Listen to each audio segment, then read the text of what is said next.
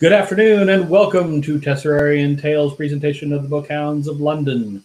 I am your keeper of arcane lore, Richard, and we're just going to launch right into this. We've been out for a little bit, so we'll catch everybody up and then we'll get started. So, the Bookhounds, reaping the rewards of patronage, attended a performance of a play called Carcosa, or Casilda the Stranger. References to Carcosa, the King in Yellow, and Hester are mingled throughout. The strange hodgepodge performance disturbed our investigators, though not as much as some of the other patrons who launched into a riot after the production. The Bookhounds voided the chaos by slipping into the after-party, where they learned that learning and rehearsing the show had produced some bad dreams for some of the performers. Only 2 days later, the Bookhounds were commissioned by the Old Vic Theatre to find the play The King in Yellow. A check of catalogs revealed an edition possibly for sale from Alexander Golightly. Shaw, armed with a badge produced by a forger of his relation, went into Bethlehem Royal Hospital, where Alexandra has been a patient since 1932, after confessing to the murder of her father and brother. The Bookhounds considered forging the play. Maggie and Shaw met a proper stone wall of a butler, and discovered that in addition to owning a copy of the play, Alexander Golightly is a poet, penning a collection of poems under the title Der Wanderer durch den See, or The Wanderer by the Sea. Harold Monroe, the former editor of Poetry Review, told Anne that the book was part poetry, part dream journal, and that no one seems to have a copy for sale. The Bookhounds journeyed to Bedlam to speak to Miss Golightly, who had a collection of poetry texts on her table. When Anne inspected one of the books, she triggered a cascade of words from Alexandra that might mean something, but what that can be, they can only guess.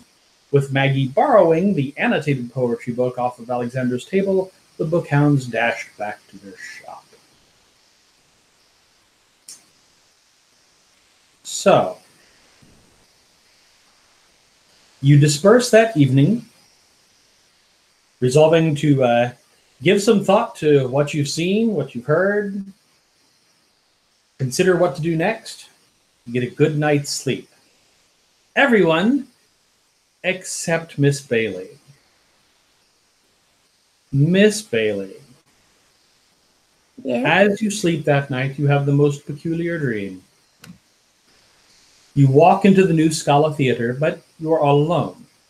The stage is set for the play, but the absence of actors gives it something of a hollow feeling. The off-white walls give the whole theatre a sense of a mausoleum. You sit in the red velvet chair, and the set lights up in a sickly yellow that fades in and out, or maybe it pulses. You look to your left, and the walls are a dark forest green, and you grip the arm of your chair, and the yellow leather is now sticky beneath your pale arm. The stars are going out on stage, and suddenly the set is gone, and the stage is stripped bare.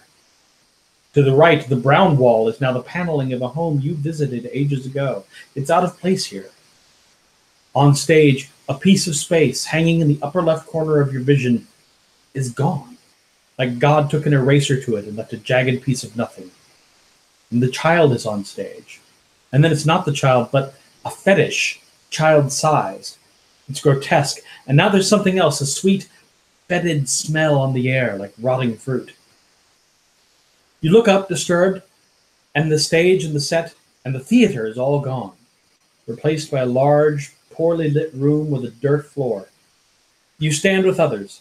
The eggshell white paint that they're using in all the council housing can be seen in a stairwell leading up and out of the room. To your left, a light pushes through a painting on glass, giving the impression of a church window and a picture of a landscape. There's a pressure building, as though a storm is in the air. You can hear the sloshing of water nearby, and an impossible wind in this sealed room swirls its fetid smell in your nostrils. Paintings on the wall are amorphous and shifting around 9, maybe tablets, columns, giant teeth in the walls, and those columns seem to form the arcing sides like a boat angling around you in your mind's eye. The quality of the air changes, and then the ground beneath you. Your heart feels too big for your chest. Something is coming. There are cut-off screams, and one, and then another. The people near you start to wink out, just like the stars on the stage. The roof of the room is suddenly gone, replaced by a night sky where the stars are all wrong. You are alone, looking for a thing. You sense it at the last moment as it reaches out for you, takes you, and lifts you up. You lie there, tiny and insignificant under its inspection. You can't help but look into its eyes. When you wake up in bed, you sit bolt upright, your heart is racing. The nightmare can be recalled in every detail, and the faint smell of rancid fruit permeates your room. Can you please give me a stability test? Okay. 3. 3. You lose 3 points of stability. Okay. And so it is on the morning of October the 23rd. You return to C.W. and Bailey booksellers to find that Professor Cuthbert Handley has finally returned from his expeditions abroad. Professor, due to your expeditions abroad, can you please give me 2 stability tests right now? Sure. If I am correct, I can spend a point to add 1 to my roll, right? Absolutely. Then I shall spend 2 points to add 1 to each roll. Okay. And with the 1 added, that's a 3 and a 4.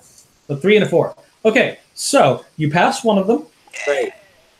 And you fail the other, which costs you 3, plus the 2 you spent, so you've lost 5 total. Gotcha. I'm now at 5. So,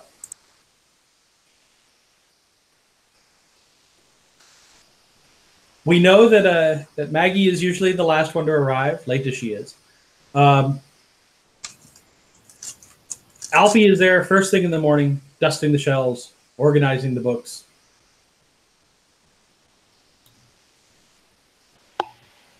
And what Morning, Alfie. Good morning, Mr. Hughes. How are you?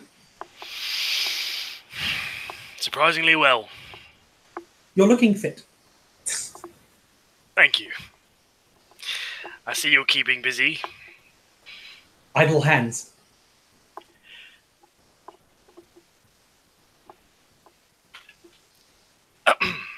So at this point, I can help you with.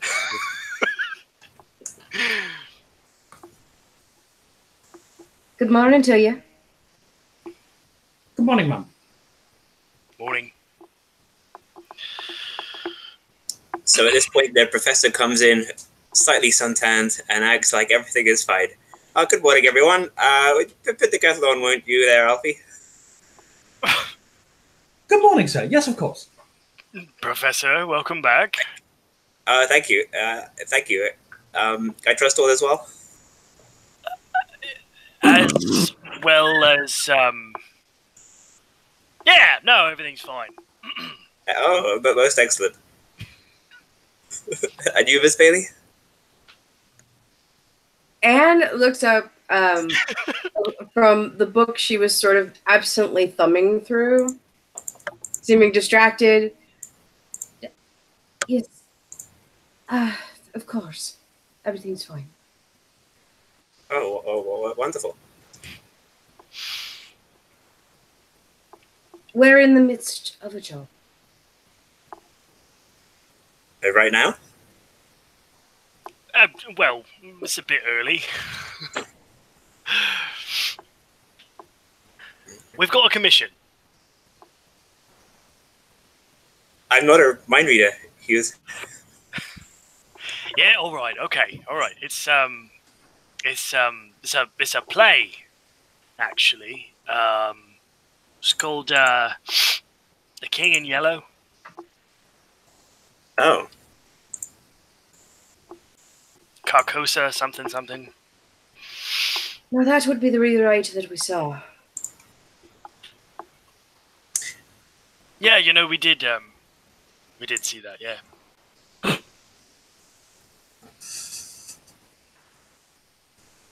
That was an interesting King night. in Yellow, you say?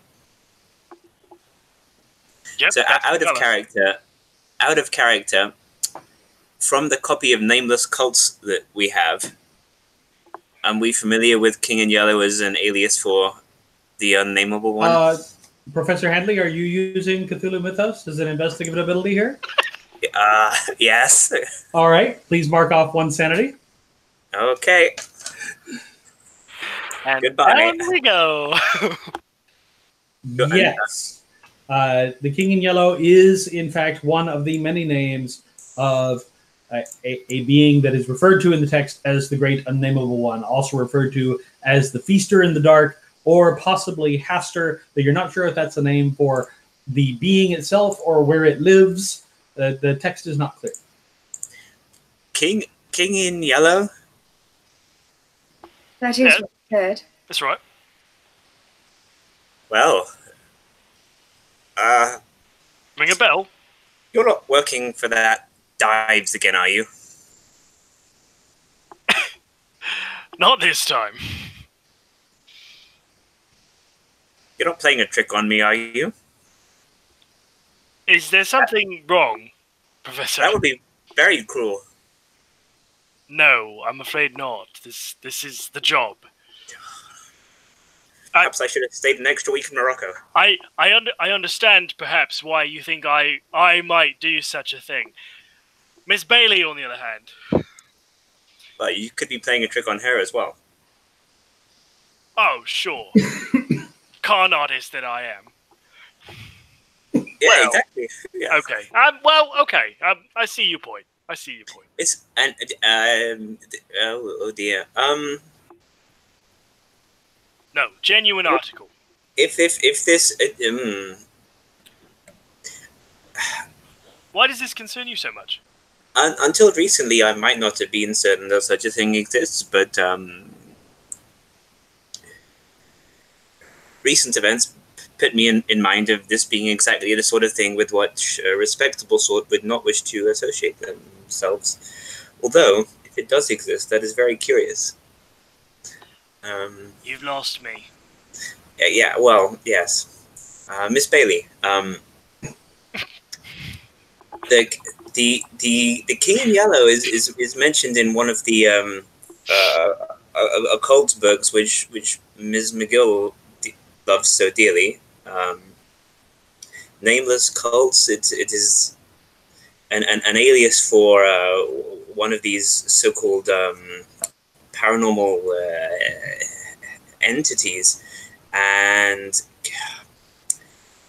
given the nature of my summer and our work for Mr. Dives, I'm not sure this is the sort of thing which can be looked into without at least some fortifying beverage. As if on cue.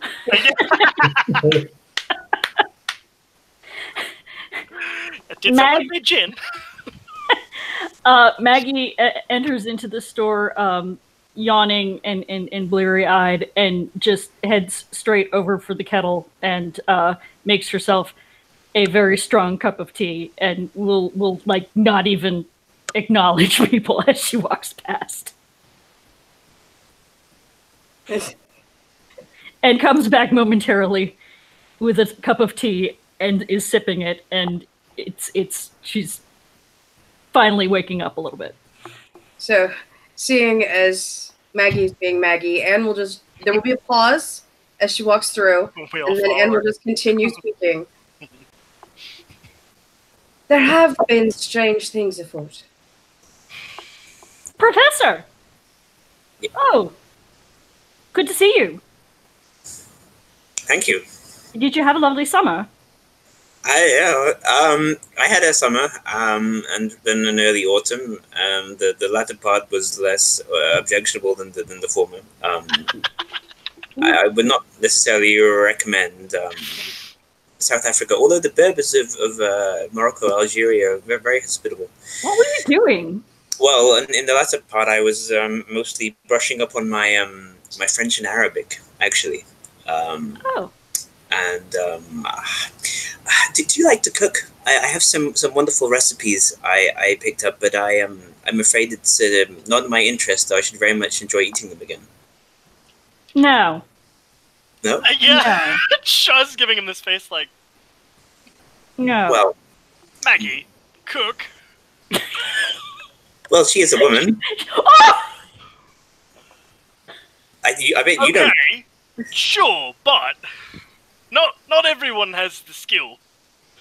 Not saying I do. Well, likewise, I don't. That's why I was anyway. This could be a matter for another time. But yes, in well, let me take you, as they say, on a journey from the point of inception. Do you receive my telegrams? Sorry, what? Telegrams. Did you receive his telegrams? Yes.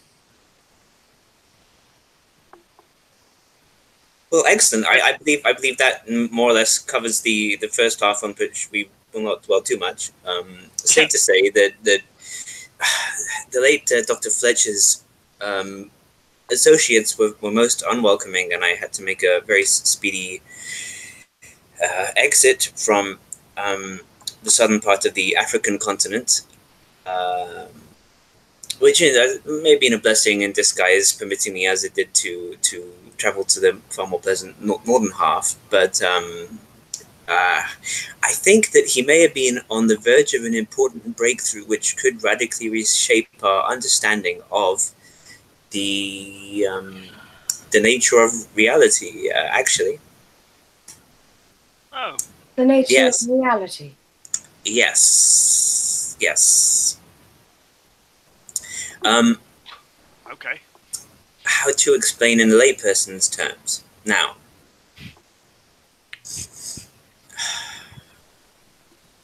are you familiar with the work of the no, you wouldn't be. Let me have a cup of tea, and we shall return to this later. Of course. Yeah, all right. For now, let's just say that I think there really could be something in this Megapolosomancy book, and the fact that there is, that fact is what leads me to worry that there might be something in some of these other fictional works, such as Nameless Cults, and ipso facto, we see the book for which you are currently searching could unfortunately also be valid in a negative way. Yes? Well, since you know so much about it, why don't Yes? you have a look at this? And I hand over the annotated poetry. Oh. Shaw, mildly peeved that he said he was going to go get a cup of tea and then didn't, gets up to get the professor a cup of tea. Is there a URL for the poetry which? Not for this one, no. Okay. She hands you a copy of a commercially published poetry book from Our Ghostly Enemy by Robert Graves. But in the margins and around the poems in the book, there are a number of notes made, including lots of things that are references to Carcosa, a couple of references to Yatil, which is not a name that immediately leaps out at you. The others recognize it from the play they went to see, but that's not something that immediately leaps out to you as having meaning. But yeah, there's a bunch of notes. Some of them are scribbled straight. Some of them seem to be sort of spiraling around particular words. Ghostly poetry by Robert Graves? Is that his pseudonym? Rob Graves? Robert Graves? Ghosts? Have you not heard of Robert Graves? What? Oh, you mean there's an area of erudition that is outside of your area? Well, Yes. yes. Cooking is in large part. And in that we have in common, sir. But Oh, yes, Graves is a fairly well-known researcher in matters of mythology and whatnot. oh well, thank you. Is this the real name? Yes. That isn't the important bit. Well, it strikes me that if you're a parent picking a name for your child, one might as well pick one to give them the best possible start in life, rather than something which will take them down a path of doggerel and superstition. Superstition, is it? Well, isn't that what Miss McGill just said? Well, mythology.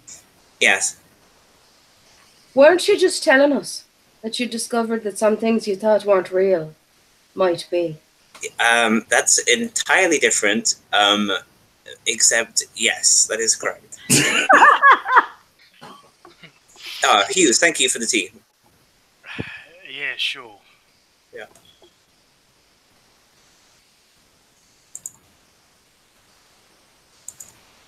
All right.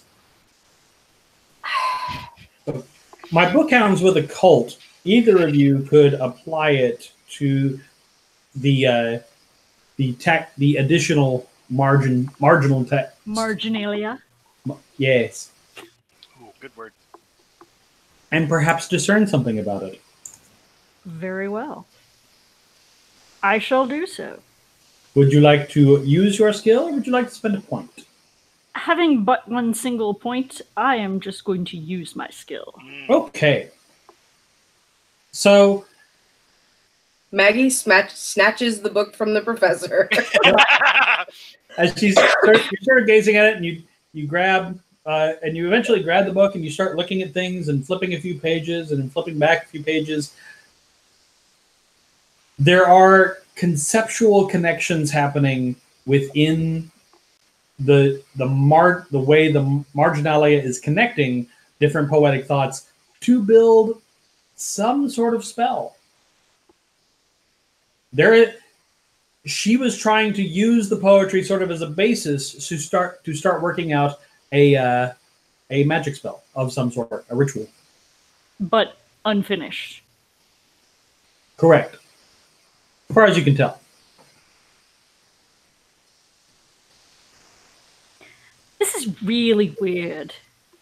Like, That's what I'm saying. no, but you remember where I don't know if you recall when we were at intermission, and I was saying that in the play it was set up almost like a ritual at one point. Maybe not. So it was.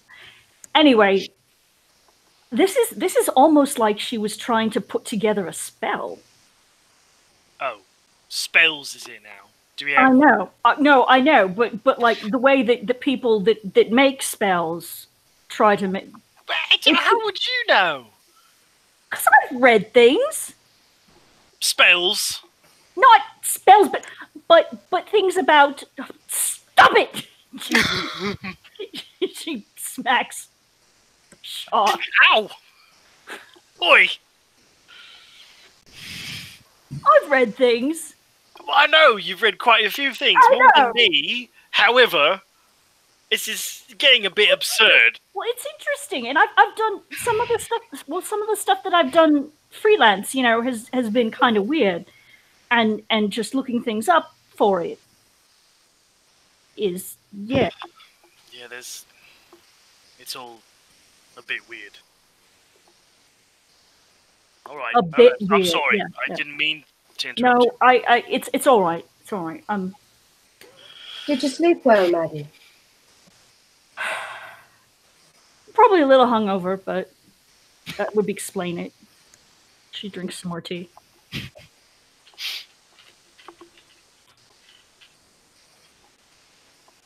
At any rate,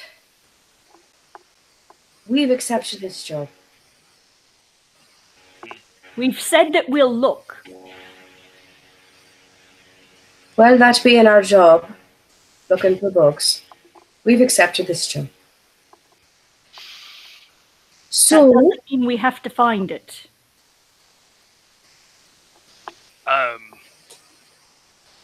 Yeah, and well, Professor. Oh, you're muted if you're... Yes? You don't seem to like the idea of us going to find this. Is that right? Well, maybe after I've got myself situated. Yeah. Supposing you're right. Supposing this is connected to whatever you were researching out there. Actually, hang on. Have you lot told him about the play that we saw? And what it was like? And what happened after? I'm not so interested in these theatrics. Well, it's less about the play itself and more about little details. Did you get in a fight? Will you let me finish, sir? Of course, I apologize. No, it's more about the fact that in one scene, each of us saw a different thing, though we were all sitting next to each other.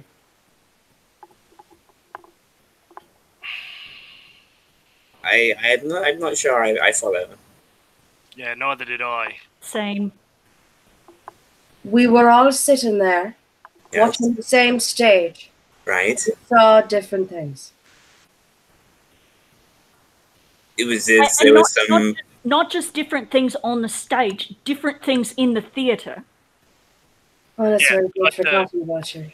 Were you sitting next to one another? Yes.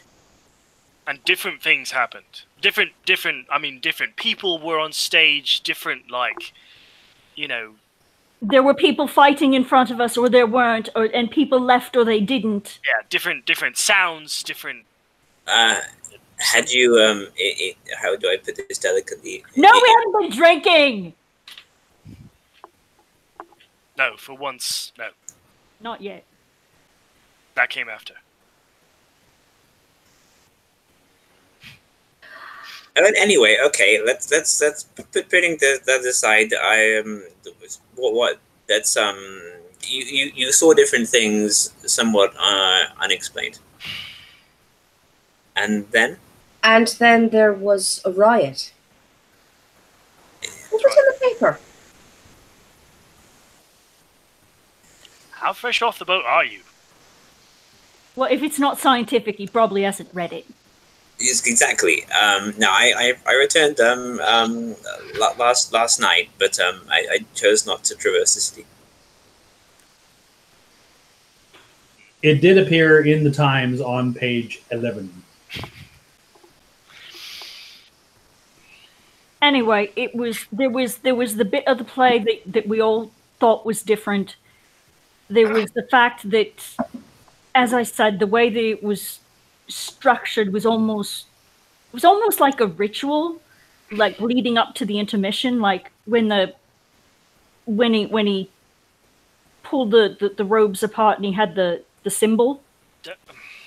The symbol. Oh, did you tell him about the symbol in the basement? No, I haven't gotten to that yet. Started it. Well, so he had this symbol painted on his chest, and it's the same symbol that we've got in our basement. Oh. Yeah. Well, interesting. I know. Which theatre was this? Was it the Earth's Neighbours? Rich, what was The New Scala? Yep. Yes, New Scala Theatre. Is that the theatre which connects to a basement? No. No. No, it's over in the east, in the West End. When do I? Okay. That settles it. Next weekend, we shall go to the theatre together. Well, this place called. And then I shall take you all on a tour of the British Museum. And I know you will like that because I remember you telling me stories of your father. But I shall give you a very in-depth My perspective. grandfather, actually. Yeah, exactly. I've been to the British Museum quite a few times, actually. I know, and I will give you an in-depth perspective, and so we can do an exchange of our mutual areas of expertise. Lovely. It will be. But now where was I? And what's that got to do with anything? We were talking about how. Well, I felt you were perhaps digging at me slightly for not recognizing the locations of the theaters by the name, because I confess I'm not a patron of the arts in general. They are all sort of in the same area over by the West End. Well, that's convenient.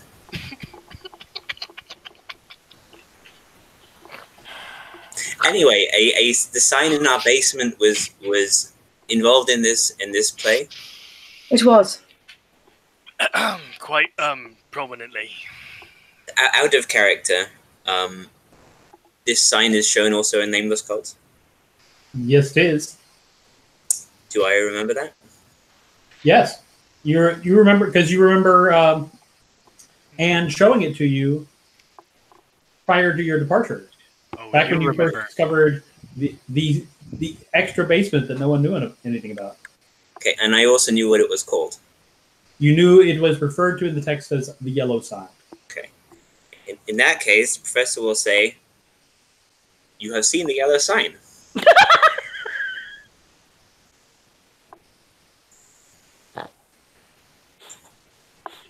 Ominous music plays. Yeah, there's a sting.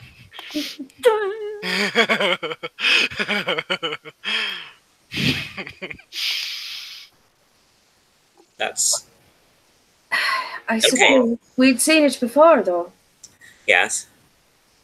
It's rather. It's supposed to mean something.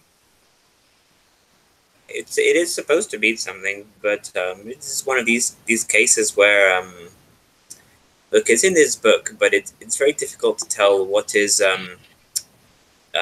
information and what is hearsay. It's okay. Sure. Who was putting on this play? Are you sure it wasn't Dive somehow? This would be like him. He's really an awful man. Yes, he is. But no, this was the artistic director of the Old Vic. You have heard of the Old Vic? No, you probably haven't. Rest in peace, our dearest queen.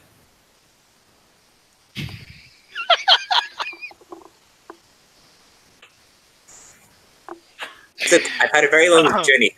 The weather was on the glossy. I understand, Professor. And I've not yet finished my first cup of tea. And when I went by the milk bar on my way, they were playing some horrible jazz music. Not the beloved Elgar and Rossini, to which I'm so accustomed. It was quite upsetting to my constitution. Oh, that must have been just awful for you. Truly, I have a mind to send them a note. You do that. A sternly worded letter? Well, I think perhaps that would be the second step, should this not resolve itself. Well, let's not get carried away then. Yeah, exactly. Anyway, so to get back on the course, there was a play featuring in simultaneous different matters of perspective, and then some ritual-like intensity, and the yellow sign was involved. And then what pray tell happened? Then the riot broke out, and we slipped in to talk to the cast. Right. Where we discovered that, some of them had been having bad dreams.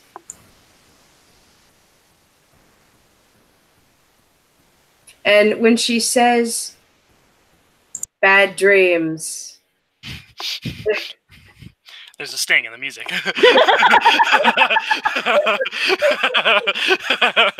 Those of you with assess honesty can give me a roll of +1. Sure. That's a me.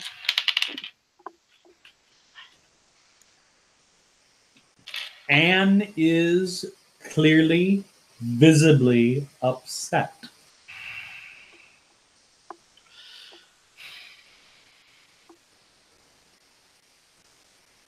But she was also in the middle of a sentence. Uh-oh. Oh, guess it's gone now. I killed it. Okay. No, you didn't. I think I did. You were saying that some of the people at the after party had bad dreams. Right, I don't think I had anything to say after that. Oh, okay. I was waiting for somebody else to weigh in. Okay. Do you sleep well, Miss Bailey? Of course I did. Complete lie. Right. Yeah. Nothing. Oh, sorry. Don't know why I asked. Carry on. Do you want a cup of tea? That would be lovely. I'll get you a cup of tea. As Maggie wanders off, Shaw's gaze lingers on Anne.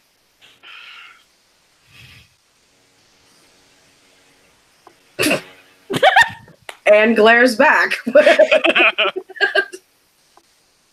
Yeah, she nods too.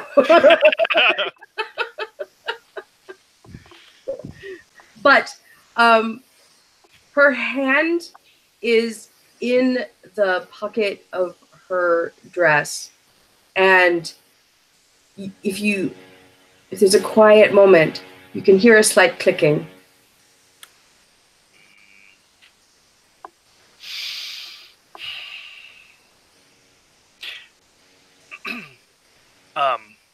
This might sound like a weird question. When's the last time you went to church? It is a weird question, and why are you asking? I'm just curious. I know you are a godly woman. I hadn't noticed you take the time, so I was curious. I visit on my own time. When was the last time you went to church? Oh, it's been some time. Maggie brings the tea back and sets it down in front of Anne and just looks at Anne like, just no. Well, perhaps you should find yourself a place to go. As long as we're getting personal. You could take your cousin with you. To the church. Well, I think I see your point, but I'll have to politely disagree. Yeah. Decline politely. Well, Tried the church once. It's not for me. right. Are we done with that conversation now? Seems like it. Wonderful. Now, about the job. Where are we looking next? The last information we have is about a possible copy of Alexandra Golightly. So are we pursuing that? So when we went to talk to, was it her brother? Yeah. Yeah. Snooty Butler didn't let us in. Graham, right? Was it Graham? Sounds right. Didn't let us in. That's right. Didn't we just send a letter? Yeah. Well, I think we're still waiting on we're back. Right. If we ever get it. It's probably there, but it's a matter of figuring out how to get in there.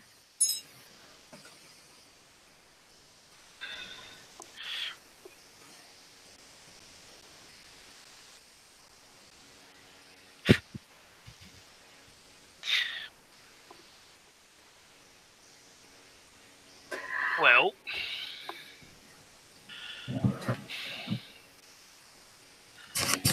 considering we sent a formal letter, I think trying to get in there in other ways is ill-advised at this point. So we're just gonna have to wait a while and see what that brings back. What other leads do we have? I know we had at least one more, right? Well, there was Alexandra. Well, she's scheduled to get out soon, isn't she? That's in a way. I think it's more like house arrest. They'll let her go home. Right. But not much else. But if she's home, she's got access to her books. I I don't recall how long that's going to take, though. You also got several names from her rambling statement, as well as, due to your inadvertent omission, the name of her family doctor. I was about to the person who found her and the bodies. And usually a family doctor is not like a live-in. He's got a Right. separate. Yeah. Okay. So we can. Could you remind me of the name? That would be Dr. Lionel Trollope. That's right. I thought it was weird. All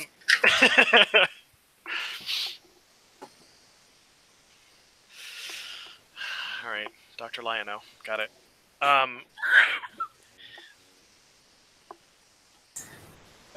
I would hate to guess what his sister became. Indeed. Well, there's Dr. Trollope. I can follow up on my investigation.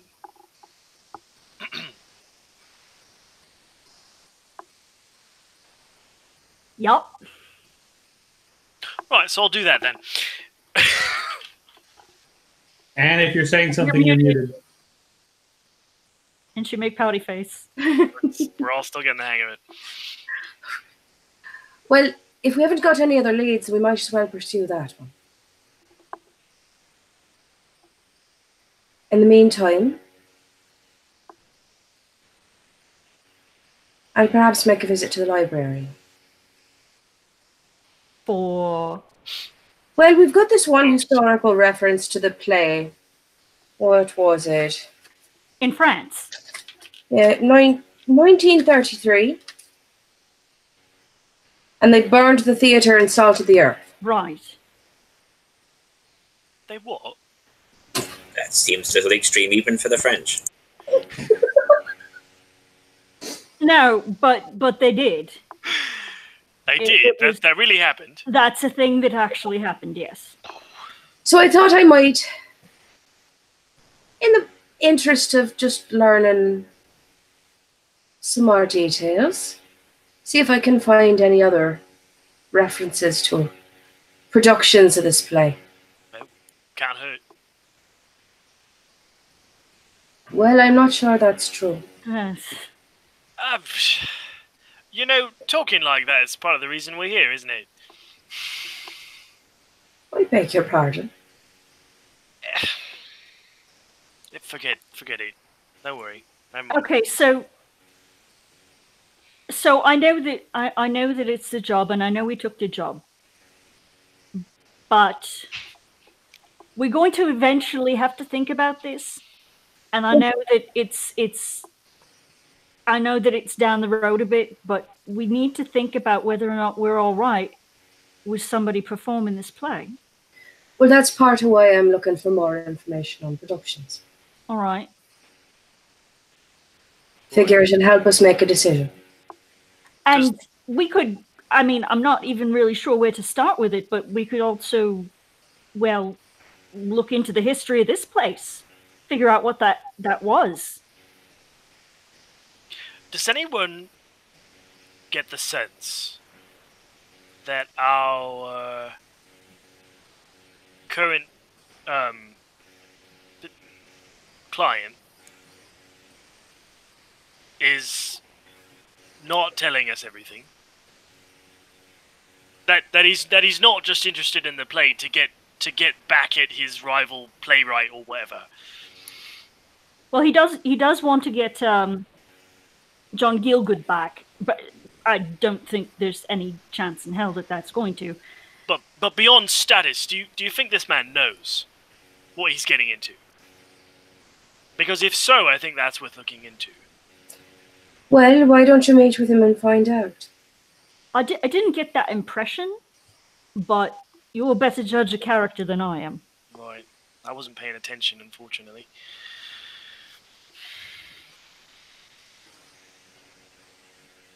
All right, so we have a plan. Right. All right. So who's who doing wants what? my help?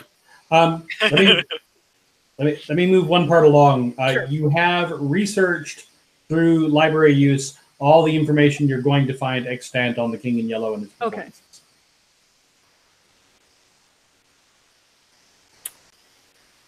So there's that. So I understand Mr. Hughes is going to visit Dr. Trollop. That's right. Is anyone going with Mr. Hughes? I'll go with him.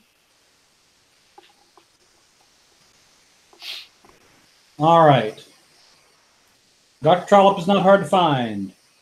His offices are at Bedford Place in Bloomsbury.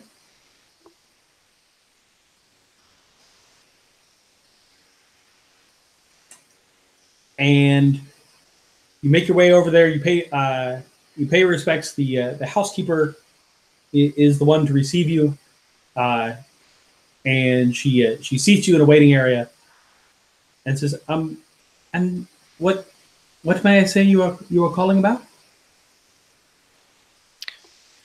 The Golightleys. Good here. All right then.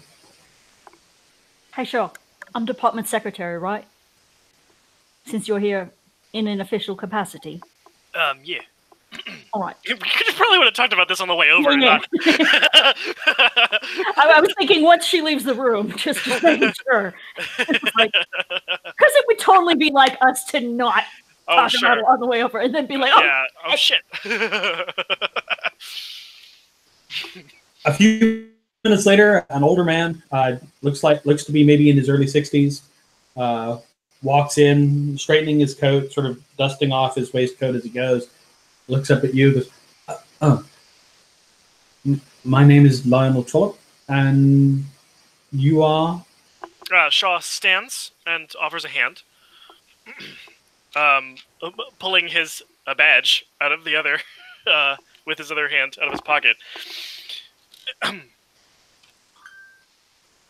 Good afternoon, Dr. Trollop.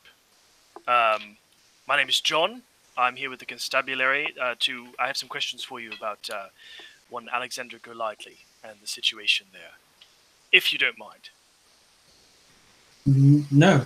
Please come on through.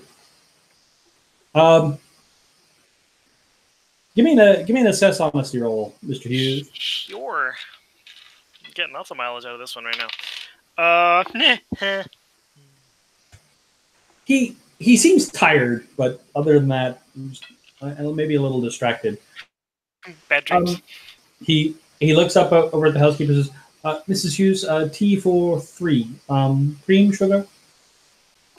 I'd be delighted. Yes, please. Mrs. Hughes bundles off.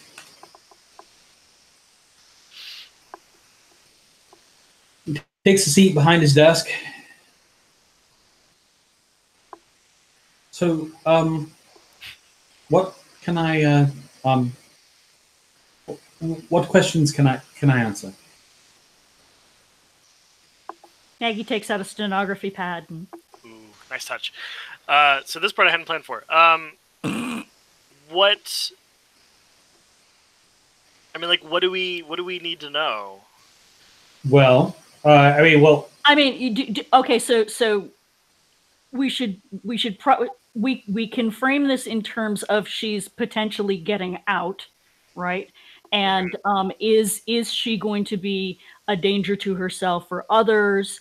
How confident is he that because she confessed to the murder, he saw the bodies? What was the condition? Stuff like that, maybe. Okay. How recently have you seen Miss Golightly? I saw her around last Christmas was the last time I saw her. All right. And were you aware, with her current situation, that she is on her way to be considered for release from Bedlam? I know that the petition on order should be viewed as Dr. Highsmith recommending that she be released. Soon, yes. What is your opinion on that? I am not a psychiatrist. I'm a general medical practitioner. Of course. I Personal wouldn't opinion, then. I wouldn't want to second guess Dr. Highsmith. Certainly, but you do know the family, and you know what she's normally like versus what she's been like. Precisely. I I I I, I don't know that is so.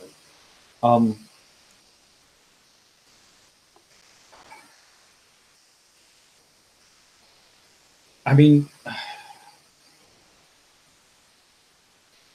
tell you, and he unlocks a drawer in his desk, pulls it open slowly, pulls out a file. He opens it, he looks at it for a moment. I can.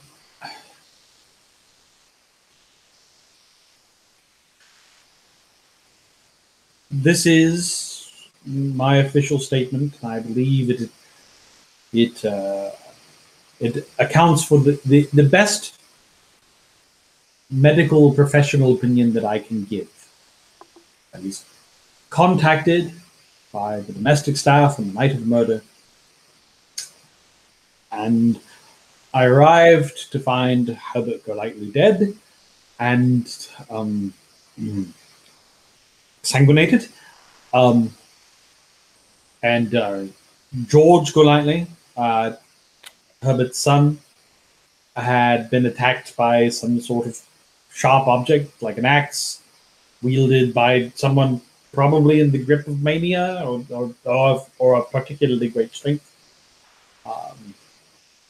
When we found Alexandra, she was in her room. The doors out to her balcony had been broken, and she was in hysterics. She said that she had killed her father and brother, and that excuse me, that it was clear at the time that the death of her brother had upset her more greatly. But there was no physical evidence that Alexandra had attacked anyone. And there was no axe or hatchet or anything. No, and quite frankly, she's not physically capable of inflicting that sort of wound. She was briefly held by the police following her confession, but they had no evidence. And so she was ordered committed. And Shaw, your assess honesty, you can tell from the way he describes she was committed. Dr. Trollope, as a regular doctor and someone who probably doesn't necessarily believe in the whole crazy Freudian alienist thing that's going on, thinks that asylums are a place to just lock up people and forget about them. Yeah. That's just what that's for. And that Alexandra probably is a person who needs to be locked up and forgotten. Have you spoken to Graham? He would be very...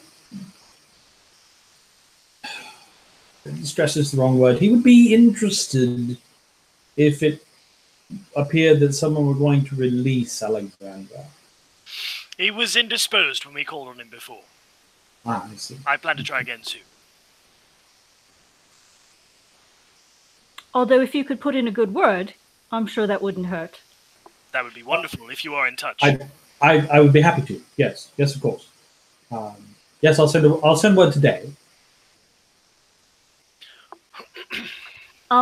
Could we just go back, when you were speaking of her father, and I apologize, I'm not a medical professional.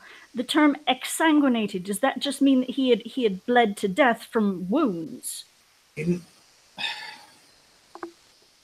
No, it means that there was no blood. We don't know where it went. We could not account for it. It was one of the more significant problems with the investigation in general. Is that something that's easy to do to someone?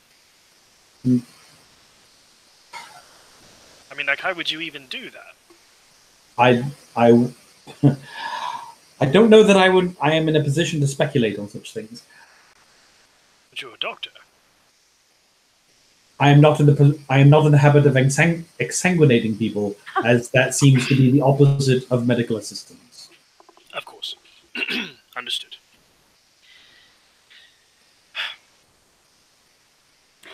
When you said the doors to the balcony were broken, broken inward or outward? If you recall. I don't recall. All right. It was 2 years ago. No, it's quite all right. It was rather traumatic. Of course. I apologize. I know.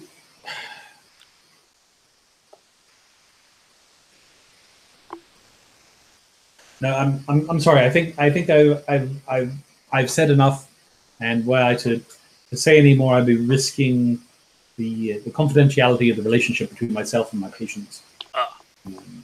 Of course. So I will adhere to the statement as I have given it. You will find this in your police files. This statement is what I gave at the time. Our concern, of course, is for public safety and for the safety of Miss Golightly and her family. So if anything, I don't mean to overstep here, but if anything occurs to you that you think might be relevant. Where may I reach you?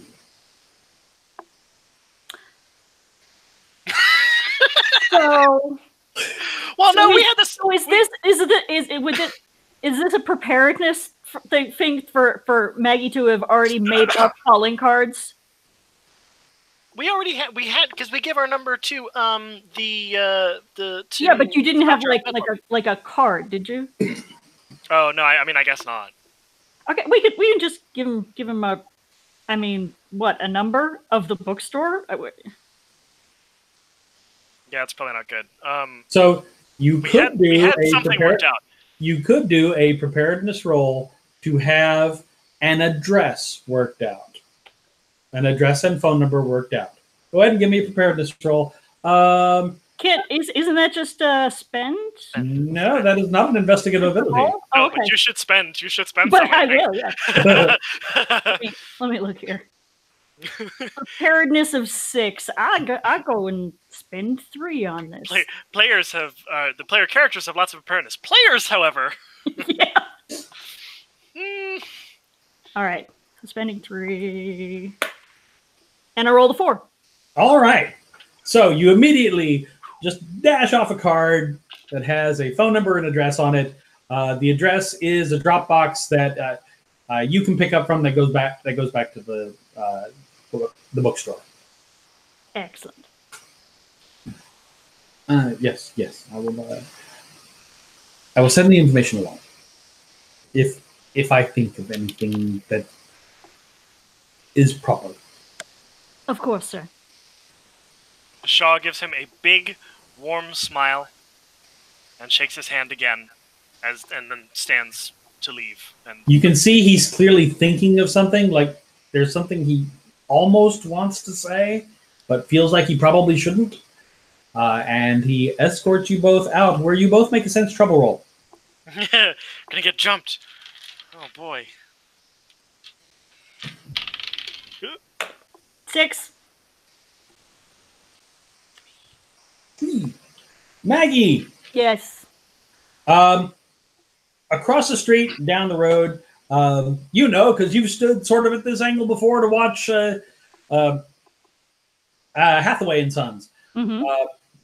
There is a man, tall guy, maybe about 6 feet, dark hair swept back, got his workman's jacket sort of pulled up around him, and he's very nonchalantly, absolutely not paying any attention to you or Shaw as you walk out. And it's not someone we recognize? No, this is not. Okay. You don't recognize this person at all. Because dark hair slicked back, I was wondering if it was Mallet. No, guy from the other bookstore. Ashton. No.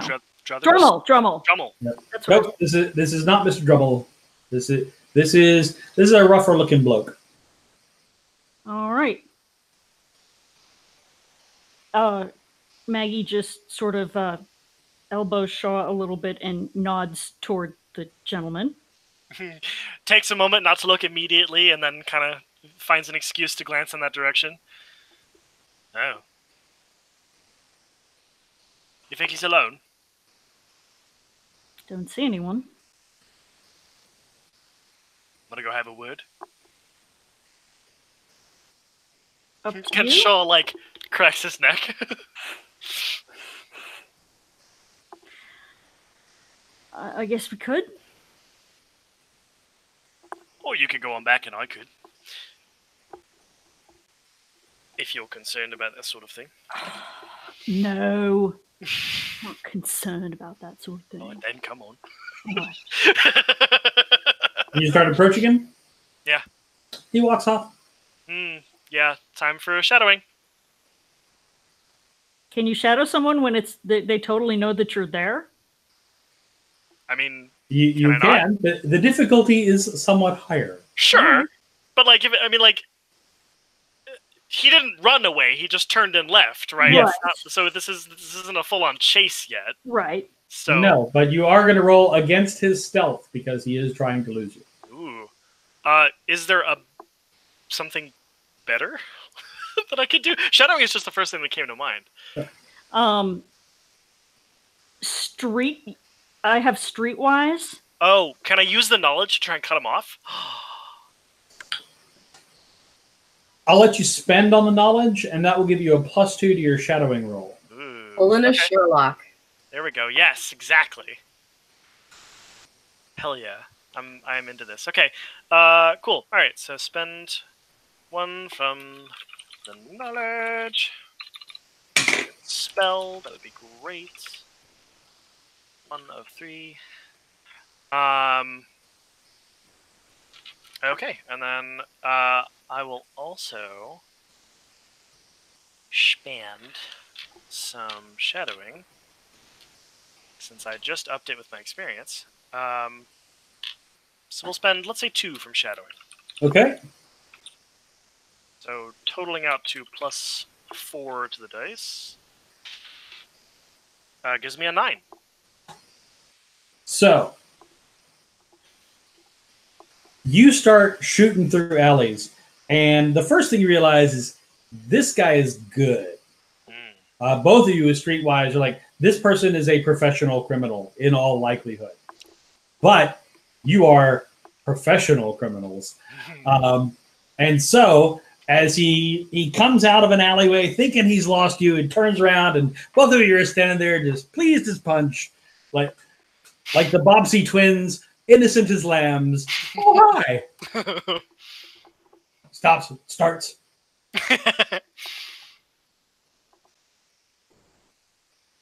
I think you've got some explaining to do. Don't you, Megs? I do.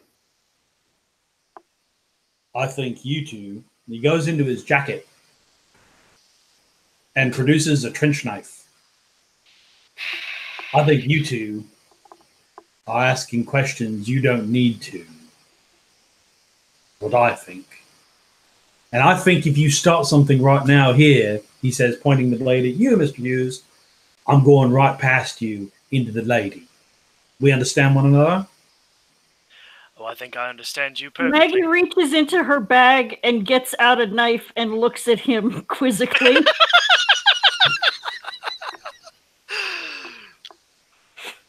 Don't look at me that. Shaw gives him this face like cracks his knuckles. I'm going to walk away now. I suggest you do the same. No. See, I'm not done with you. So if you're going to try something, now's the time. Otherwise, we're going to have a nice talk, and then you're free to leave. Do you have an investigative ability you'd like to use here to try and fork him open? Let's see. I do. I have something. Hold on. My character sheet seems to be missing from the page. So I have to pull up the actual file. Maggie is, of course, bereft of social skills. Yes. No, I definitely have something for that. Let's triple shattering stealth weapons. Where is it? I thought I had. Yes, intimidation. All right. Would you like to use intimidation, or would you like to spend a point from intimidation? I'll go ahead and spend a point from intimidation. Let's Okay. not actually kill a dude today. So you crack your knuckles, and he pulls a knife of her own. He assesses the situation. Also says it's middle of the day, maybe starting a knife fight on the street. Probably not Maybe the not best such a great idea. Not your best move. Slides the knife away. What do you want to know? Who's paying attention? Right now, just me. And who the fuck are you? My name's Mr. Coombs. Does that ring any bells? To either one of us? No. So what's your deal then, Mr. Coombs? I was asked to look in on a couple of bookworms who are in over their heads. Oh, are we? So you're not the only one paying attention. Name, please. Sure.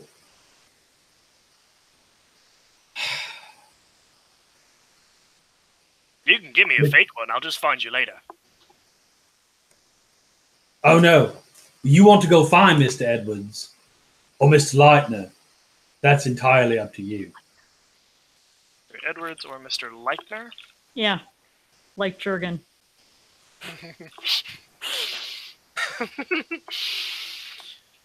Though I can't say as I'd recommend it. And what was that? What is their interest? Their interest is in Miss Golightly finishing her great work. I see. And you get in their way, well, that knife ain't going to save you from nothing. So they paying you well? Yeah. That's good to know. You know your way around, I'll give you that. But I think you might be on the wrong end of this particular scrum. Oh, we'll see. That we will. After all, I've been to Sutton. You haven't. Cheers. On your way then. Don't look back. You best do.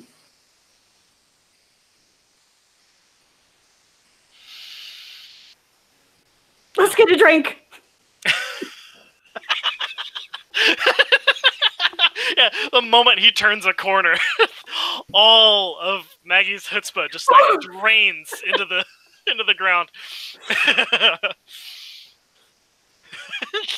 Hughes just gives her this like, yeah, right, come on.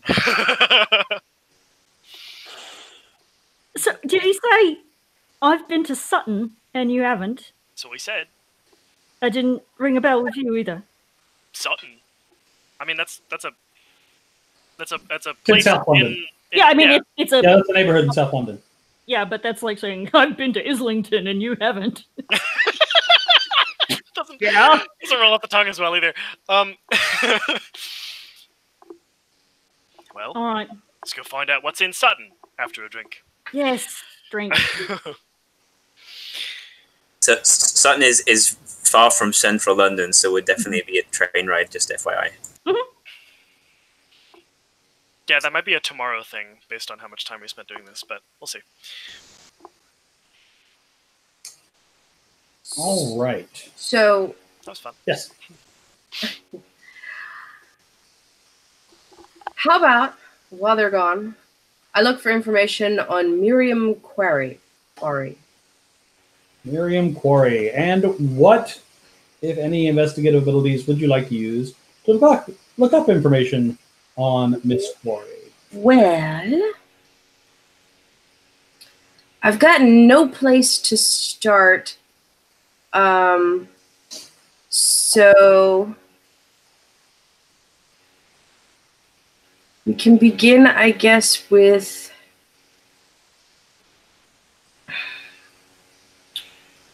I don't know. I guess I could try the library, newspapers. Sure. I need a lead.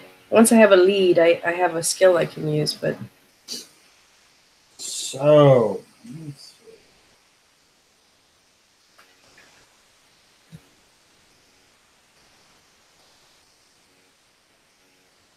here we are. Okay.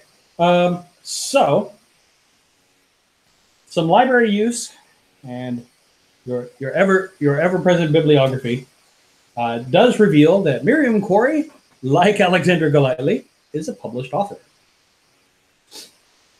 Miriam Corey is in fact a folklorist who studied at Pembroke College from 1925 to 28, earning a master's degree in Anglo-Saxon. And she published a book in 1930 called British Gods, Religion and Myth in the Eastern Kingdoms of Anglo-Saxon Britain. okay.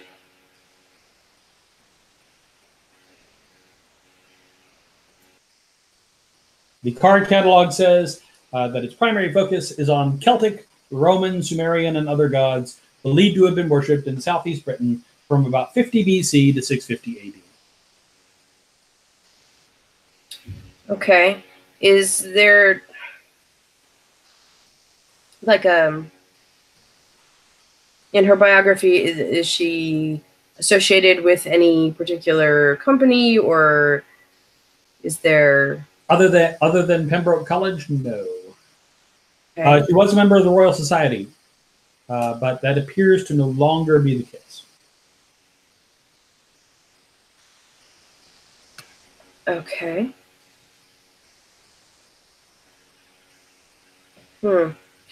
So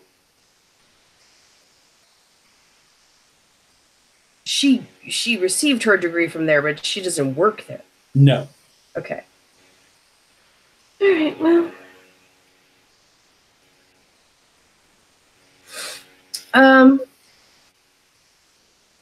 I guess I'll hit the publisher then.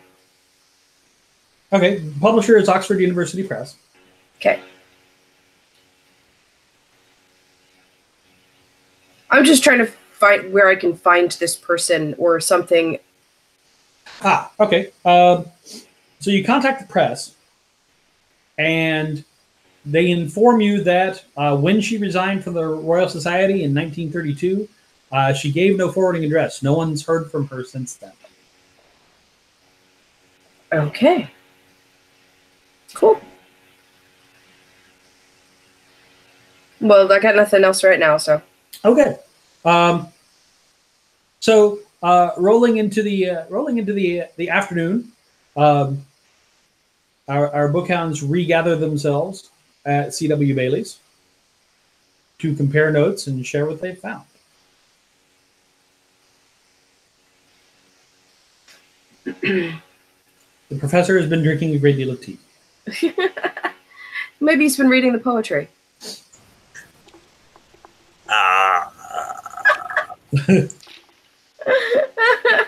Have you, Professor? He may have been studying some of the arrangements of the notations, but not actually reading the words. Okay. So then I suppose you don't want to use the occult investigatability on the text, or perhaps spend the point that Maggie didn't want to. No, I'll spend a point for sure. Okay. Something finally catches your eye, and you're like, ooh. Yeah. This is like very interesting. Oh, ooh, that's the word. So the spell that Alexandra Golightly appears to be building, it is a spell to. It strikes your interest because the implications are to create a space that is layered over top of another space. And you can find in a couple of places a set of words that are not in fact part of the spell, but you realize are in fact the title of the spell. The title of the spell is Build Carcosa. And we burn it. So who's here at this time? Just Alfie. Yep. Master Alfie, I'm going to say some words, and I need you to act as if you're listening, but please just cover your ears. Very good. Can you hear me? Very good. Now, this book, it's most interesting. There seems to be some similarities with certain tracks in other publications relating to how to manipulate space, and I have committed to my own journals something which in theory would thank you kindly. Allow one to create a gate from point A here, C, to point B over there, without these needing to be otherwise coterminous. Now, this seems to be a relation. It's more like creating a gate from point A to another point B in the same location, which is rather quite striking. I would need to see how this was derived, because again, although it's patently false, the consistency of the formatting is quite astounding with what I've seen before. Thank you kindly. Sometimes it's nice to. May I put my hands down now, sir? Yes. Sir? Thank you. Yes. I have a confession to make. My aunt, she's hard of hearing. Yes. I know how to lip read.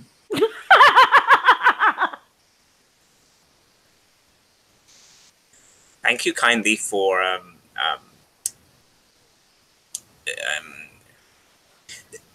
well, that is to say,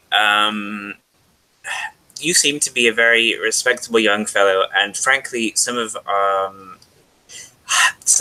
the business of running a bookstore involves dealing in matters with which exotic. What? Exotic. That is a most excellent way to place it, and rather exotic can be interesting, but it also can be distracting, and in some cases unhelpful or even harmful. So it is better to when one has the option to engage only in the entirely mundane. Yes, sir. But sadly, the nature of the current society is not such that we always have these luxuries. Do you understand what I'm saying? No, sir. Very good. In that case, one may summarize as I like to have a sounding board, and I wouldn't worry too much about the board is for reflection of ideas, not absorption. Very good. Let's. Why don't we? Wouldn't you run over to the milk bar and buy me some Coca-Cola, and that would be most settling. And one for yourself too. I'll go fetch some, sir. Sure. Good. Thank you kindly. Wait. Let me give you some pennies. Thank you, sir. Very good. Walks out.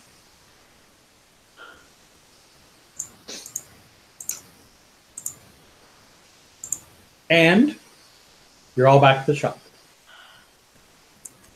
Oh, hello, everybody. I read some of this here poetry. Oh, good.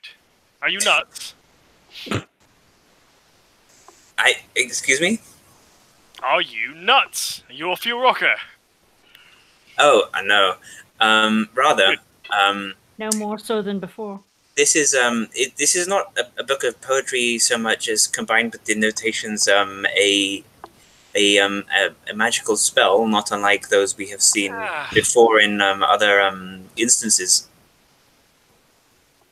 It appears to be a way to. No, I didn't tell you about that, did I? Tell us about what? Let's just say In a moment, dear Alfred will return through the door of our shop with bearing, I would hope sincerely, a bottle of Coca-Cola. And Now indeed, imagine. and your Excellent. change. You keep that. You keep that. You know. Yes, sir. I appreciate you very much. Suppose he were to go out through this door again, and yet he would not be on the street outside, but in another place. Well, that is the very essence of what this spell purports to achieve. And what is interesting is that the mechanism underlining it is very similar to something I have witnessed in the past and could not explain. That is to say, over this summer. Clear? No. Elaborate, please. Suppose well, I believe it is called Find Carcosa, and it is an incantation which allegedly would enable one to find Carcosa, which is related to the subject matter of said inquiries. Yeah, they said Right. it a lot in the play. Yes, well, this is allegedly how one might do it. So this is basically. I need to take another look at that, I think, because it sounds like Rich, based on when I was watching the play, it seemed like it was like a ritual. Yes. Does what he's saying jive with the idea that the play was trying to materialize Carcosa? You're not certain what the play was supposed to do. Okay. You recognize that there were elements to create these sort of sympathetic links and material links to create some sort of ritual effect. You don't know what it was supposed to do. Okay. But remember also that our playwright was copying something and didn't actually, like... He had seen it, but... Right. But he wasn't actually copying it. Should we... Should we talk to Ben? Well, is he the author? I should much like to meet the person who wrote these annotations. No. I think Alexandra is the one that made the annotations, but Ben Travis is the one that wrote the really terrible play that we went to that was so strange. What do you think you're going to get out of him? I don't know. I don't know. Well, I think we need to be looking for these people that Alexandra was talking about. Oh, hey, by the way, we had a tale. We had a person who was following us when we went to the doctor's place, and it was very, very good. So, was interested in telling us to get off this business and making sure that, that Alexandra finished her great work. That's right. Well, not sure if he's interested in that so much as his employers are. We got the names of Mr. Edwards and Mr. Liner.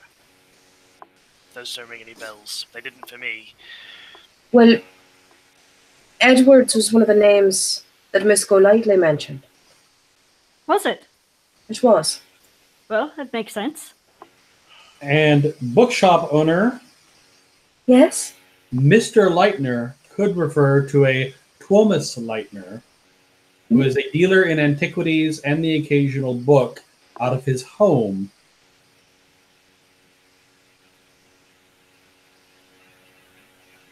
Okay.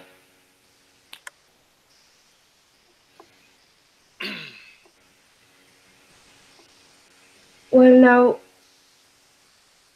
I'm sorry, did you say Thomas? Yes. Tuomas. That's close to what I wrote down. Okay. Thomas. But also kind of infamous in bookselling circles because he's just incredibly standoffish. Like, people with plenty of money show up at his door and he just slams it in their face.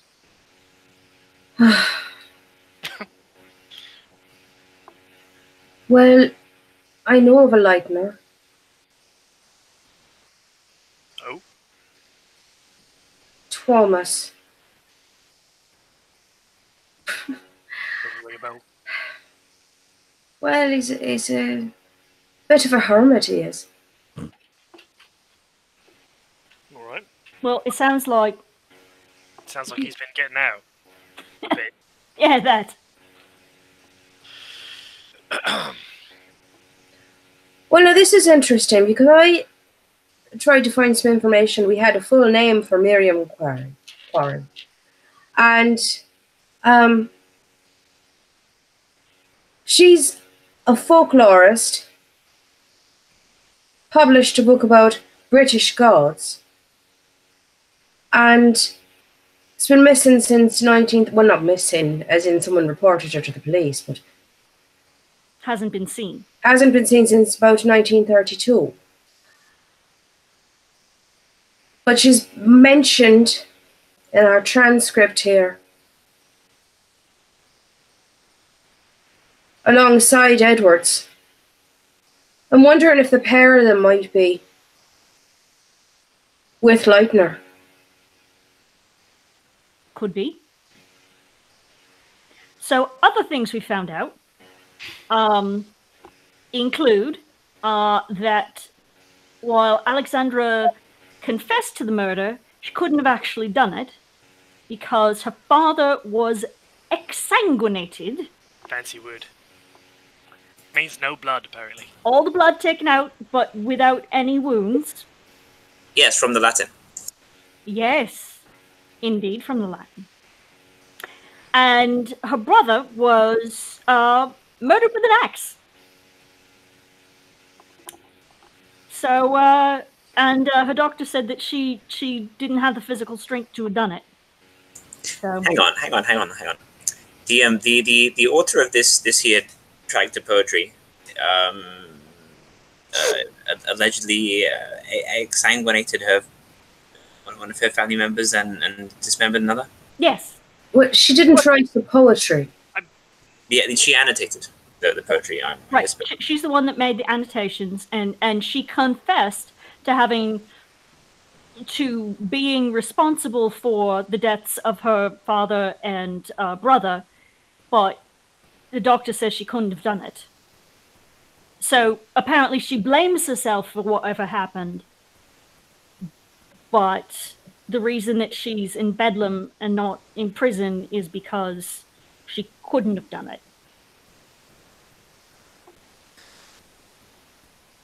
Have you met this lady? Yes. Yeah. Would you agree with this assessment? Oh, she's off a nut, for sure. Right. Also, I mean, fairly, what would the French say? Petite. Slight in English, yes. Yeah, little bitty slip of a thing. There you go.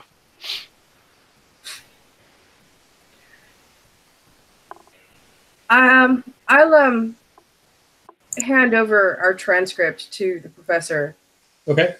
When we saw her, she said this.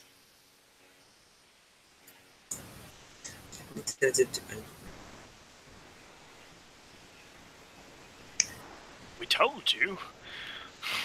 Well, at that time, I was focused on other matters. Of Yep. course you were. More tea. No, I haven't yet begun my Coca-Cola. And as you contemplate your beverages, we're going to go ahead and take our break. So we're going to take 10 minutes, and then we'll come back. And unless you have anything else to do this day, if you come up with something, let me know. If not, we'll go ahead and roll into the 24th. So 10-minute break, and we'll see everybody back here in a few minutes.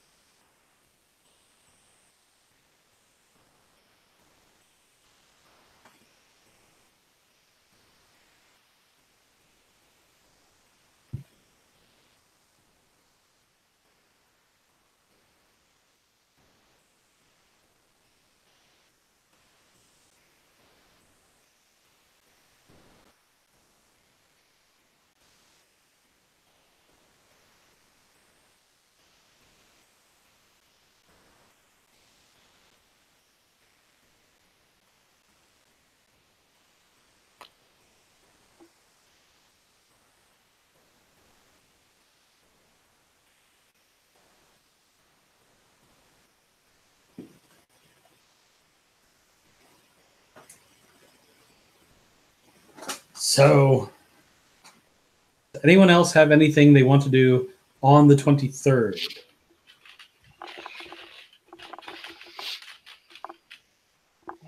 Nope. So, on the morning of the 24th, the professor sleeping in a little bit.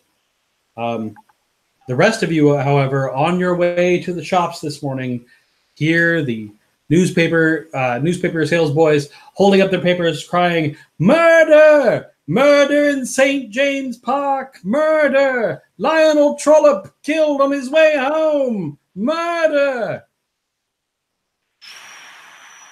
I buy a paper. I steal a paper.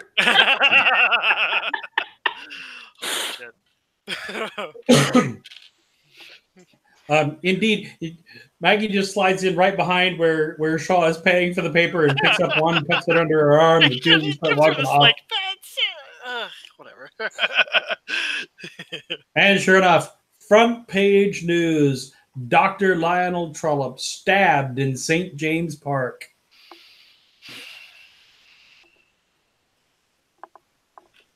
Okay. Guess whatever it is that he knew, we're not going to get. Yeah, we're not gonna. Okay. Well, guess we need to look up our friends Edwards and Liner, Mm, because they're at the top of my list for this. yeah. Don't you think? Oh, definitely.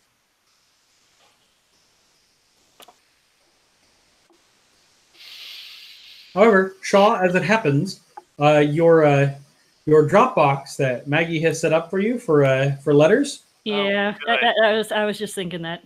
there's a letter. Well, now, didn't look too closely, did we?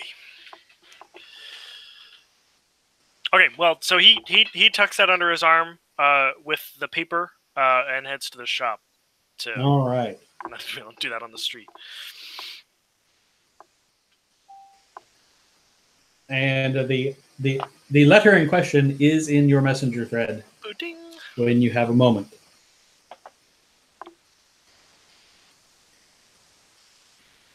As the group of you gather for another fun-filled day at C.W. Bailey and Son Booksellers.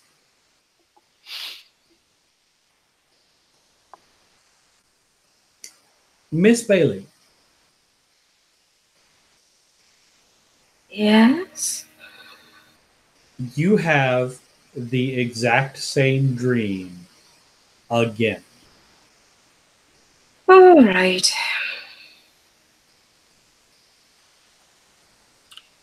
Please give me a stability test. Okay, fine. Ooh, 6. 6. You weather this one better. It Okay. doesn't shake your nerves quite as badly. It doesn't. So, it doesn't seem to be trying to convey anything in particular. Like it's not. I'm not No, feeling an urge. It's more like it's like a memory. It's like something you've remembered that didn't actually happen. Great, cool. I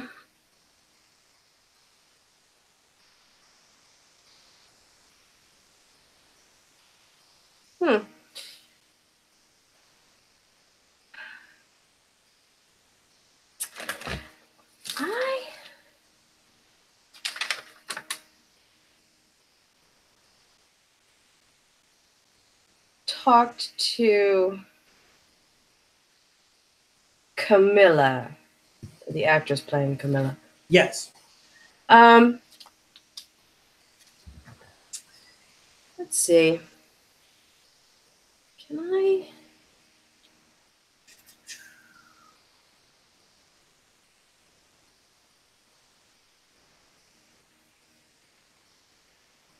As you are joined in the shop by your professional miscreants, who both have newspapers and appear to have a letter of some sort. Can I look her up? Like, call, I don't know, the theater, find out where she lives, what she's doing now. I'm just interested in whether or not the the dreams that the actors reported are still plaguing them now that the... Well, you remember that Miss Hewart is probably the daughter of the Honorable Gordon Lord Hewart, and so it's not difficult to discover where she is living. Do you have an investigative ability you'd like to use to try and ferret this information out of her? Well, I figure reassurance is good here. Okay. Because her play got closed, and they had just started, and everything went wrong. And I presume that's hard on an actor. She seems fairly broken up over it. She has to pause a few times to gather herself on the phone. But you do discern that no, in fact, her dreams have stopped. Okay. Thank you.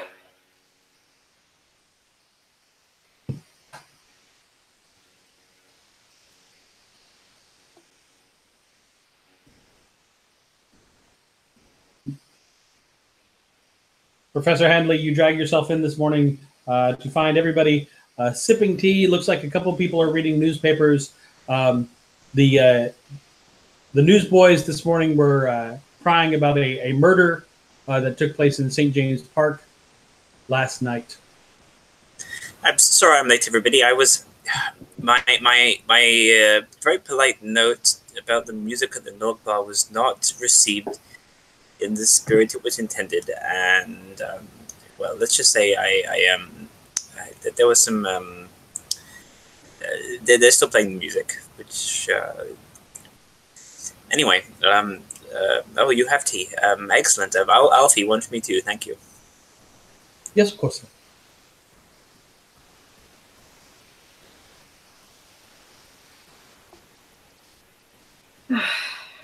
All right, I've read this through once now, and it's going to take me some time to process this because there's a lot here. Shaw has it and the paper next to each other on the table, head in his hands, just kind of rereading passages back and forth.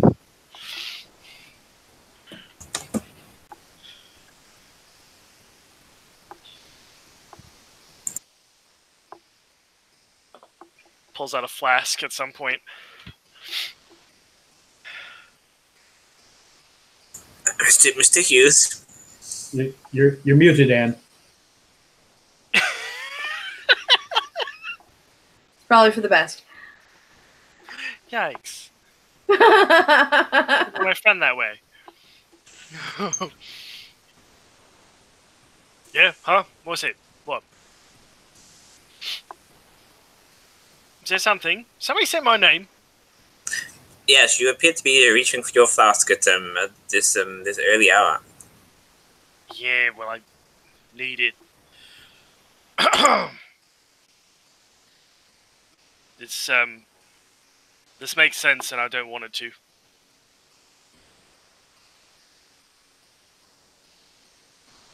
You seen the news?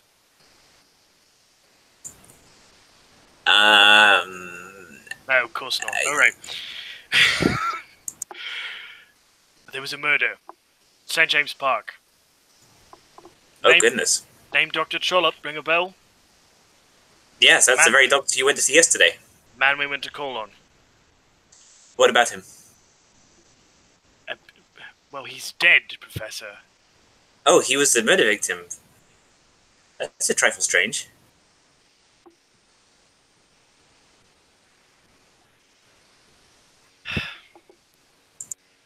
Quite. But And he had a vision of his own death. Did you not get to that bit? yeah, I did. All right.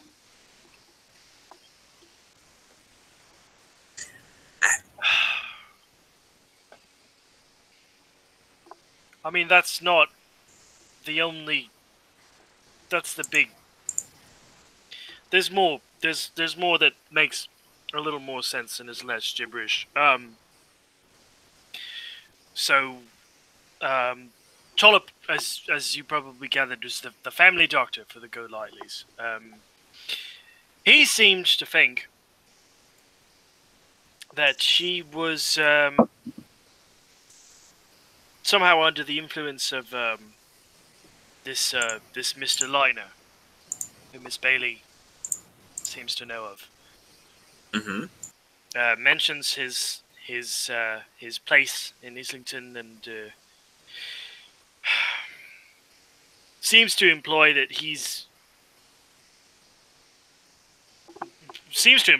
behind the murder of her father and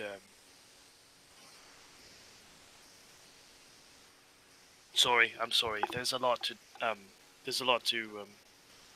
to take in here.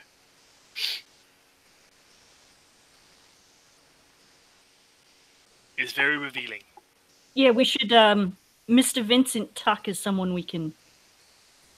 Do you share around the letter with your fellow bookhounds? Sure.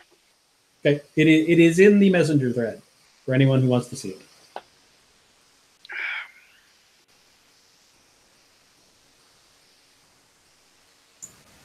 And today is Wednesday, correct? I believe that is correct. Yes. And remind me how close we were to the hearing for her release. You don't have a date yet. You know it's supposed to happen sometime in November. Okay. Okay.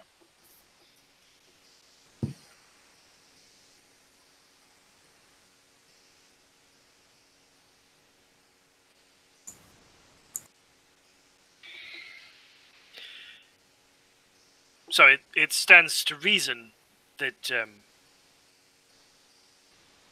Mr. Lino is behind Dr. Trollop's murder. And yeah. And he seemed to think that Alexandra, if she was released, that she might try to go to him. And unfortunately, he had more to say, but this is it. This is what he had to say.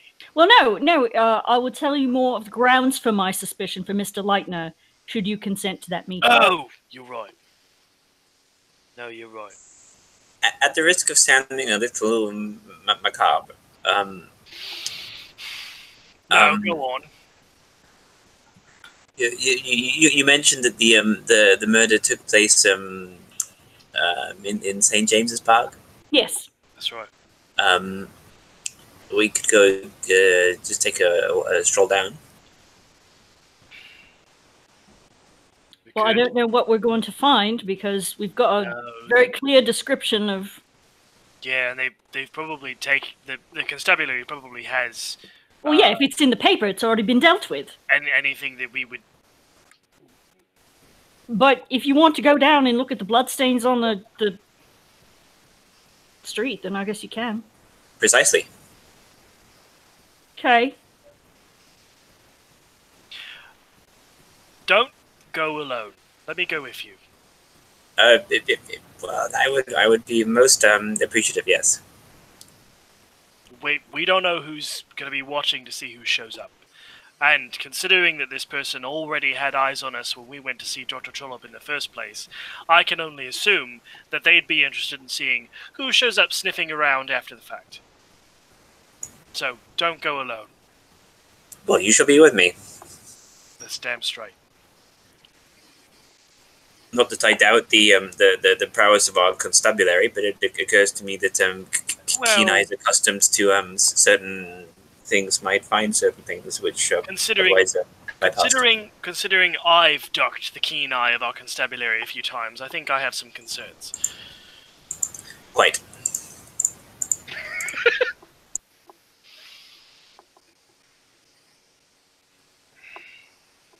It's not really that hard. It's not now, Max. I tell you what, let's take along this hand grenade we Sorry, what? just in case. That should be a deterrent from any You ruffian. kept it? What? But what else? Well, these things are very expensive. But are you in the market then? No, for I have one. Oh. What would you have done? Leave it for the police to find and have them accidentally blow one of their arms off? Well, That would be most no, irresponsible. You can handle it better than the police can. Of course. I am a physicist. Yes, a physicist, of course. I assume they'd put it in a box and forget about it, which is probably safer. Exactly. Well, But Have you just been carrying around grenades? it's in his blazer pocket. Take it to South Africa with you? yes. Oh, good. Good, that's bloody brilliant. Well, it did not avail me of much there, and I'm quite glad that I still have it, actually. Great, that's very good, Professor. I'm so thrilled for you. I'm Thank you. just thinking of going through customs. Have you got anything to declare? No. No, Not a thing.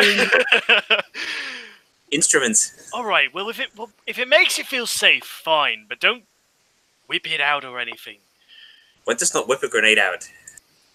No, one does not.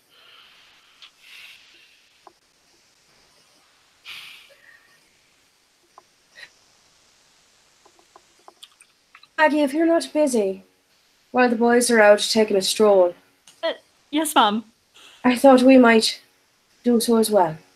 Oh, sounds lovely.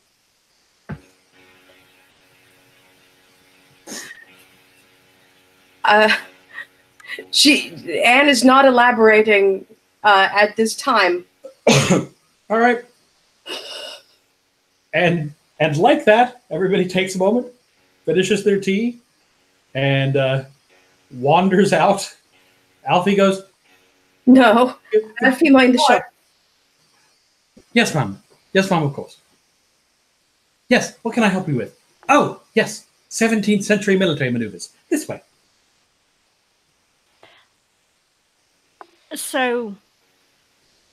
So the professor and Mr. Hughes are headed to St. James's Park. Miss Bailey and Miss McGill? We are walking down the street while I explain.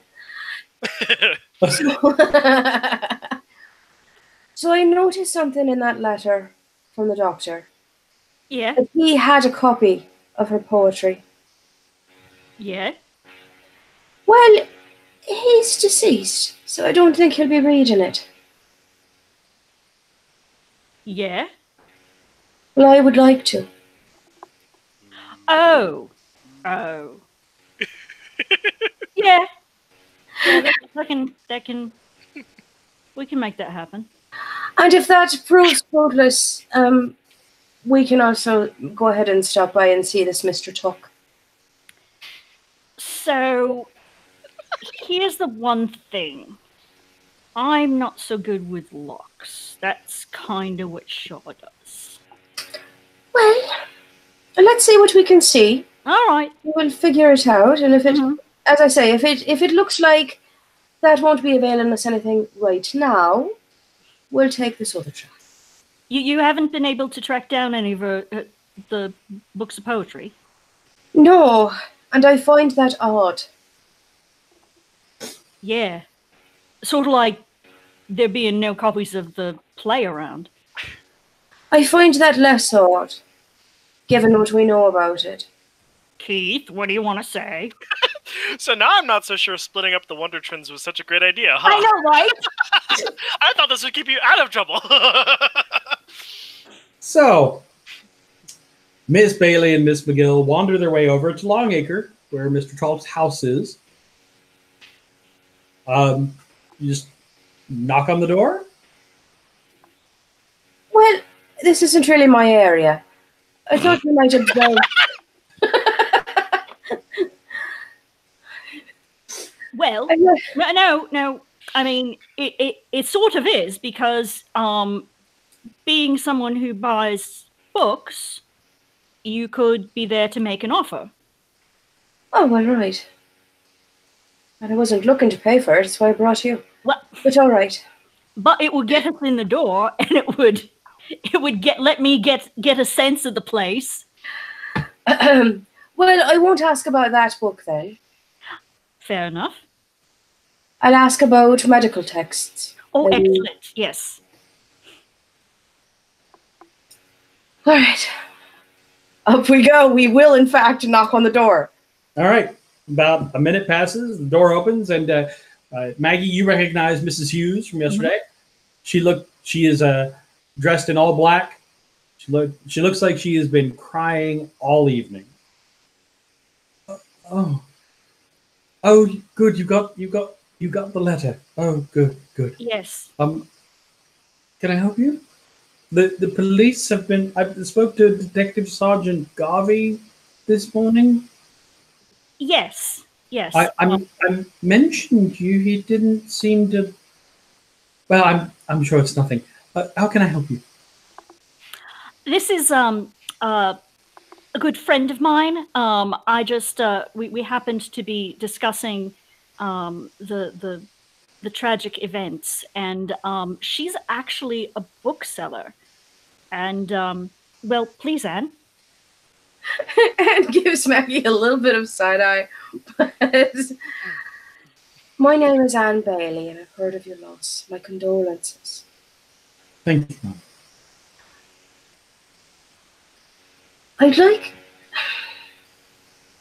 I know that expenses in these cases can be quite staggering.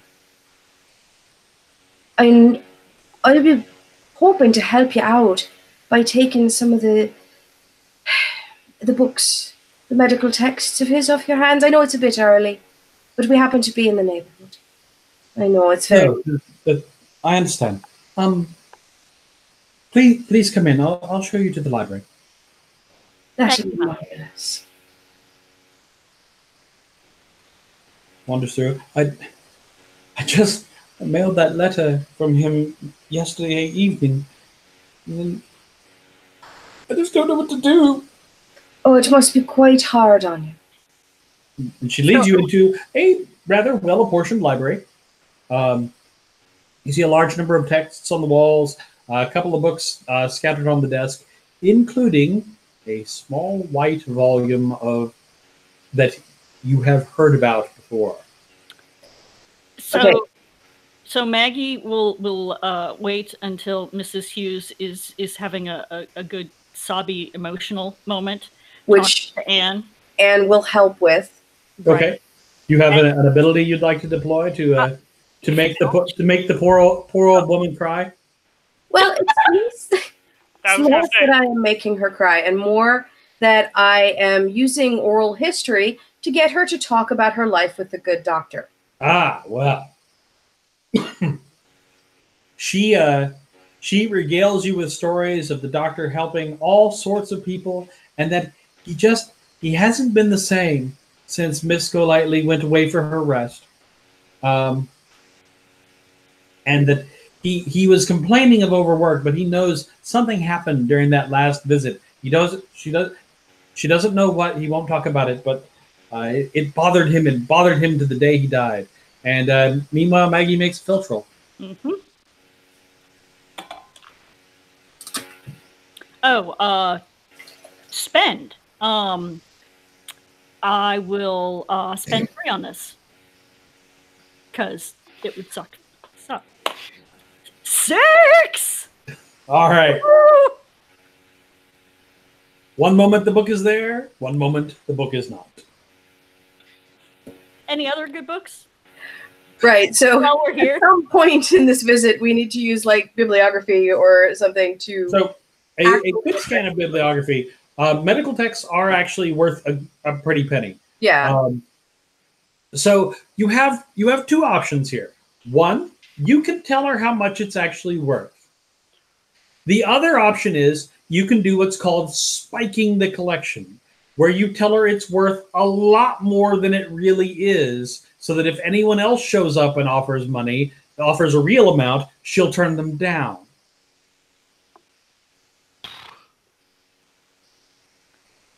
This is a thing booksellers do to one another. Seeing as we don't actually need the books, that might be the better. But I always need books. I have a shop to run.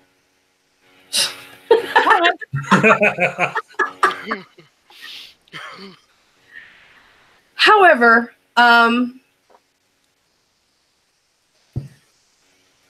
I will go ahead and use bargain Okay. to get myself a deal. She is, in fact, the executor of his estate. He is a lifelong bachelor. Uh-huh. And the two of you walk away with a deal that no matter what else happens in this, unless disaster strikes, you will not lose credit rating over the course of this adventure. All right. All right, I feel scummy now. Somebody else do something. Yeah, I was going to say, solid victory, but at what cost? Meanwhile, over at King James Park, on the way, I want the professor to have picked up a bag of various items. okay. Now, Hughes, I'm very glad you're here, but before we get to the park, I was hoping we could indulge my curiosity a moment. You what? No.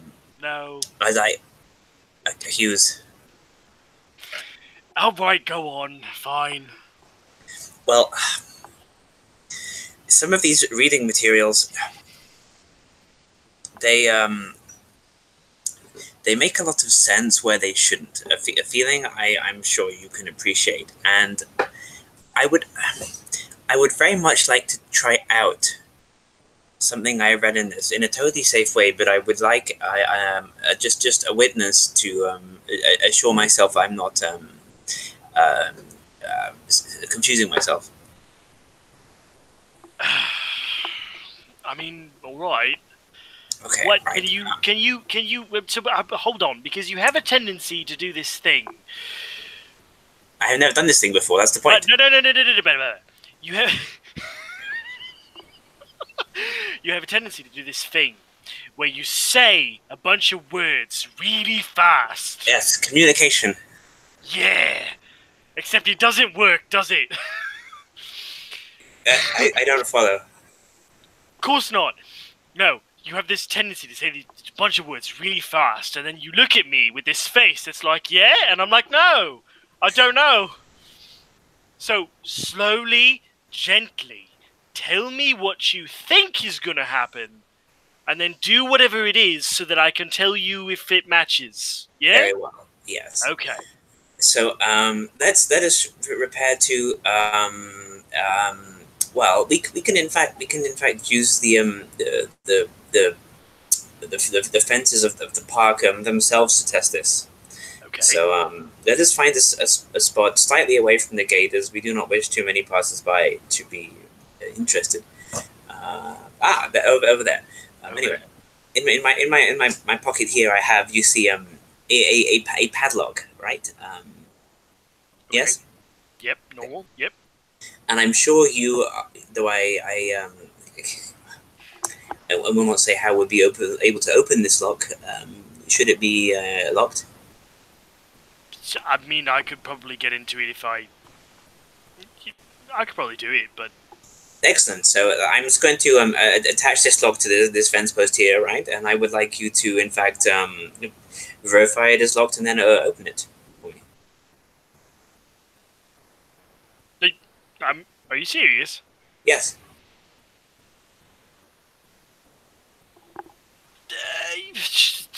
That wasn't a lot of words. I'm trying to be kind. There is a second part to this experiment. Okay. This is the baseline condition. The control. Do I get to? Okay, so this is a test, and if I pass the test, there's a second part. One may look at it that way. Okay, fine. All right. Okay.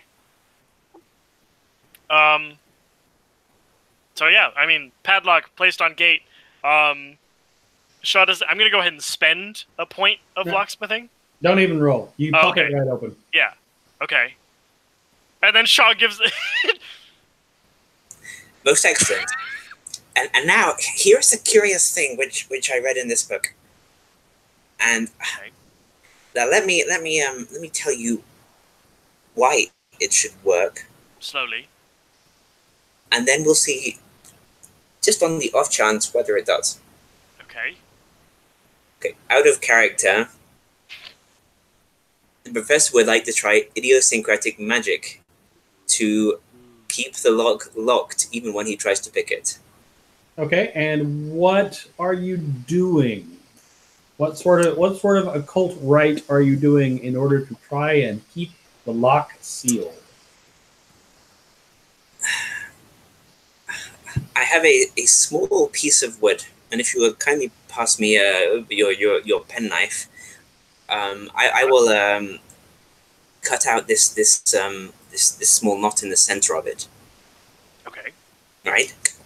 Yeah. Okay. So now we see this is a reasonable facsimile in size of said padlock, and this whole okay. The padlock is around 4.5 inches. Yes. Sure about that, I guess.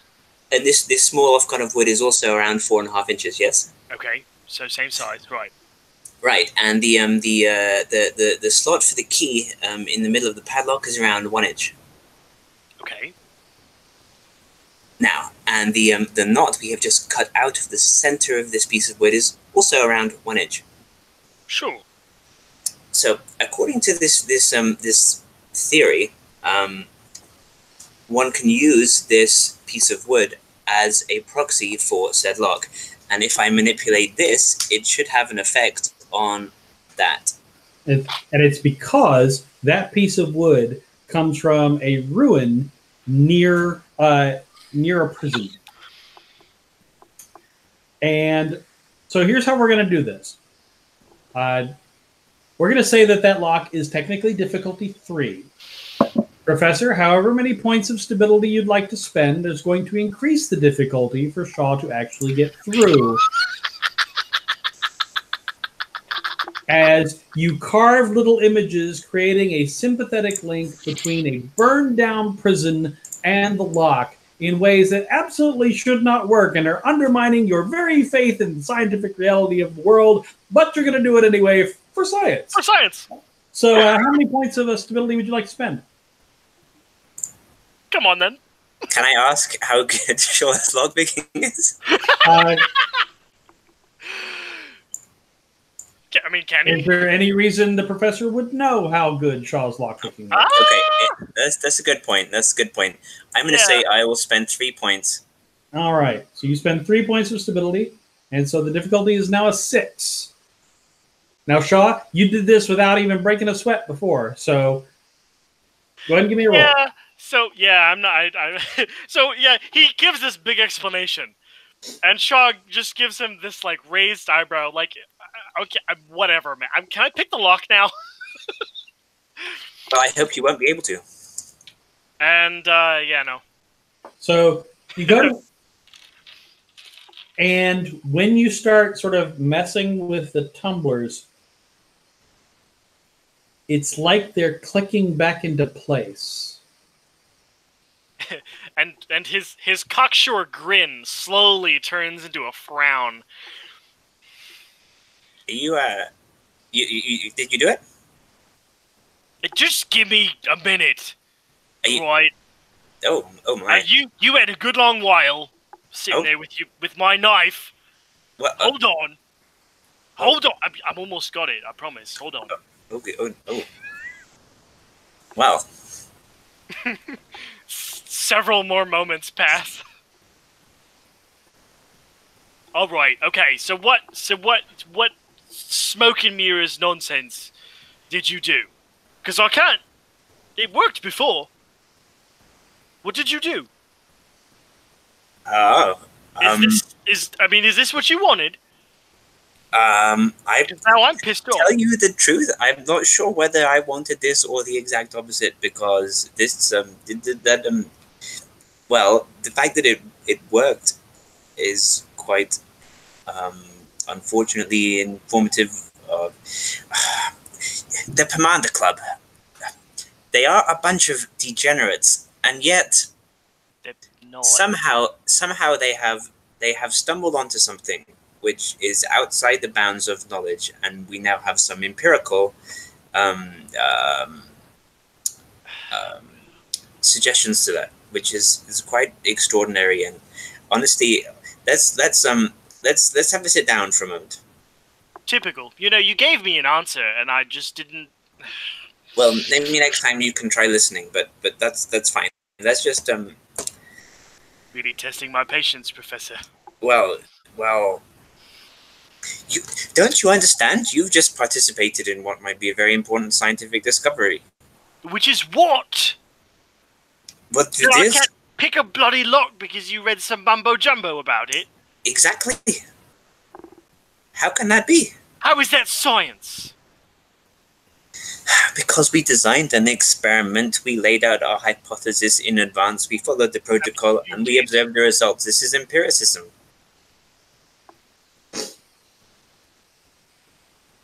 Can you undo it? I mean, like, if I tried to do it now, would it work? Could I do it now? Well, I didn't. I suppose I could cross out some of these sigils to break a connection, but So that's just like that forever. Well, maybe if honestly, I couldn't say. Okay. This is why So it was an experiment. You only kind of know what you're doing. Oh, I have very little idea, and honestly, this is my first experiment. Okay. No, But I witnessed this. I mean, that makes me feel a little better. No, not really. Well, no. There's a lot of feelings about that. Well, yes.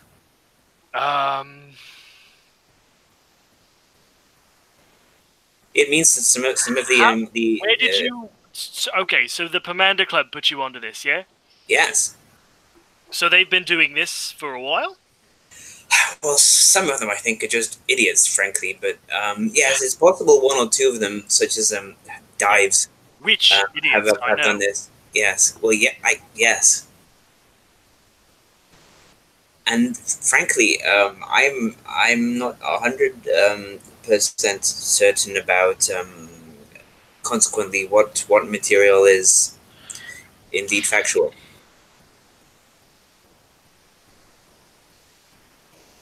Okay. Please don't tell your cousin just yet. At first this and then secrets? What's next? I thought next we would just carry on into the park and try and examine the crime scene. Not next. And as the two of you turn, ladies, were you going to head back to the shop, or were you going to try and locate Mr. Vincent Tuck? Well, how long were we defrauding the old lady? Oh, you took almost no time at all to defraud the old lady. You're old In pros and at out. You robbed her, defrauded her, and were out well before lunch. Great. So yeah, we Sure. So why are we going to see this person? Well, you mentioned yourself that Mr. Vincent Tuck might have some information. Oh, the private investigator. Yes. You can try.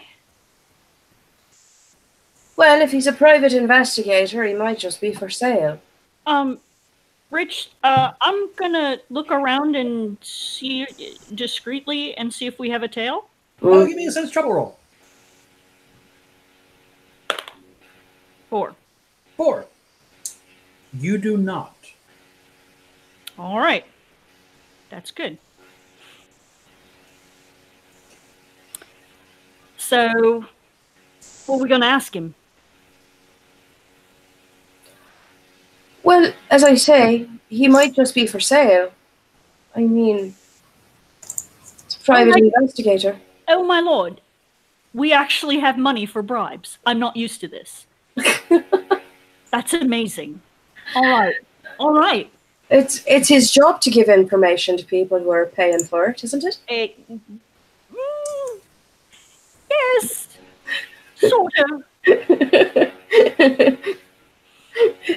Hashtag Anne doesn't understand how this works. So it is a relatively simple matter to discover that Mr. Vincent Tuck has an office in Wapping. Well, we've got the car. Hey, you get to go back to Wapping. You wonder if anyone's been back to that apartment yet. The one where what's his face's dead mom was? Yep. Yeah, no, not going there. But his office is an address that above a stationer's shop. And you go, you ring the bell a couple of times, and as you press the button, you realize the bell doesn't work. Cool. Knock, knock, knock. So let yourselves in. Go upstairs to where his office door is. Knock once or twice.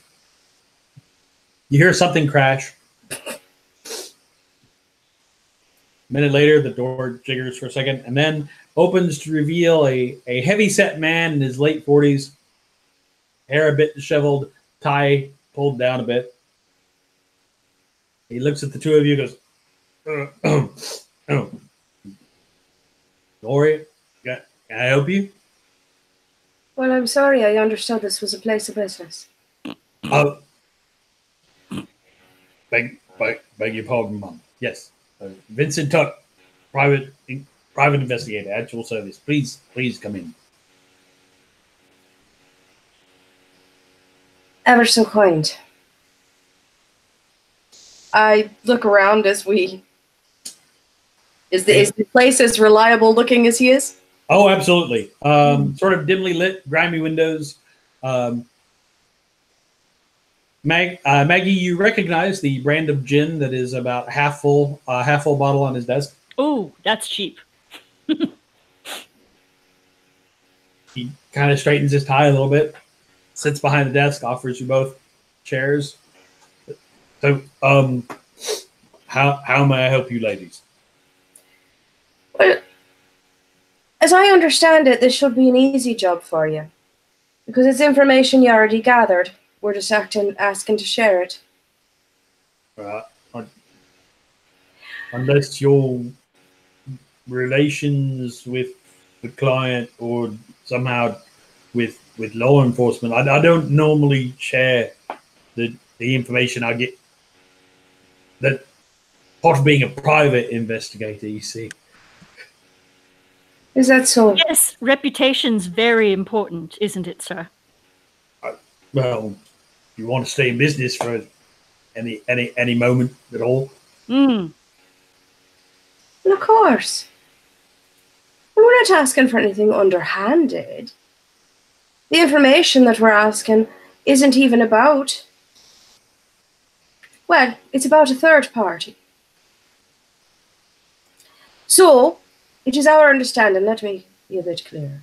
It is our understanding that you found some information on a Mr. Leitner not that long ago, a few years. Leitner.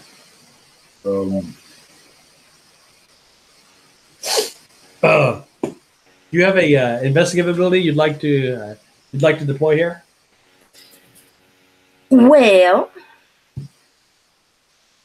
presumably you could reassure him that... Yeah, that's my go-to. I'm looking to see if I had anything else that was appropriate. I think not. You also suspect possibly so reassurance that you're not up to anything that's going to get him in trouble. Yeah. Also, just possibly straight up bargain. Okay. Yeah, I was.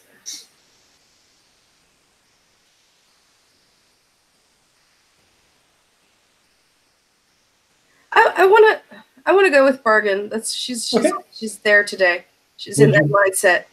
Would you like to use bargain, or would you like to spend a point of bargain? I'm gonna spend. Okay. So the two of you talk around a couple of issues for a few minutes.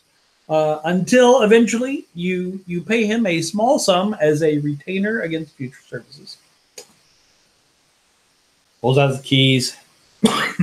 It's clear something is bothering him about, not necessarily about the exchange you just had. He seems like a pretty scurrilous sort, but something in the information he's pulling out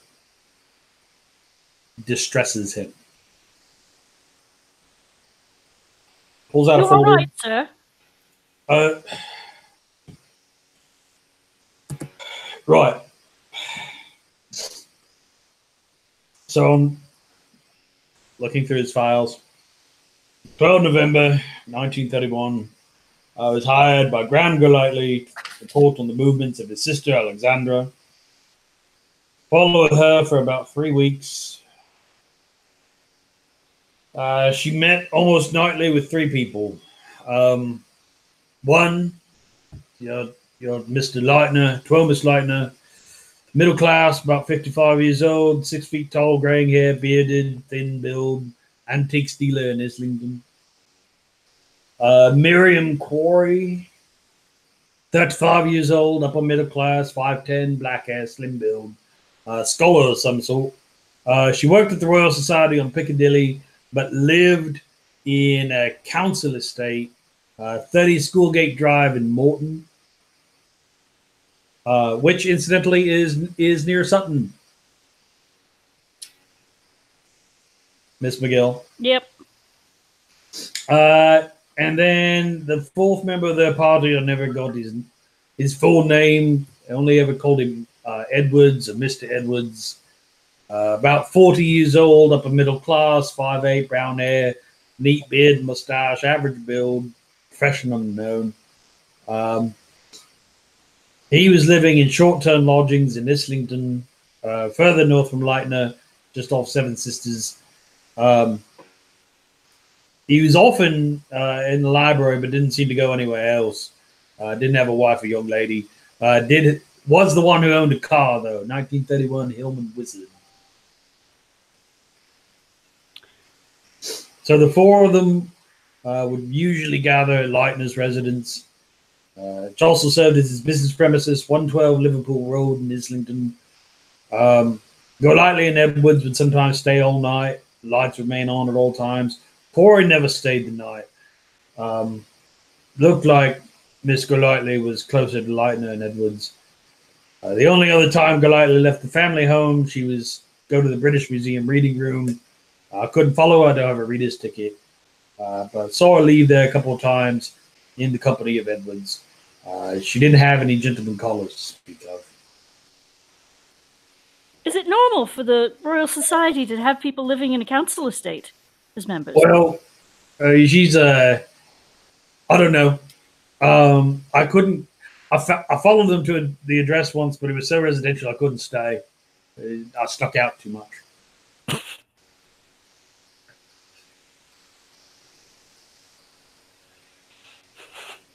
All right.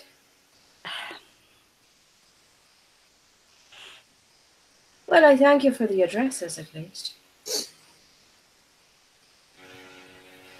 Is there something troubling you, sir? He opens the gin bottle, takes a swig.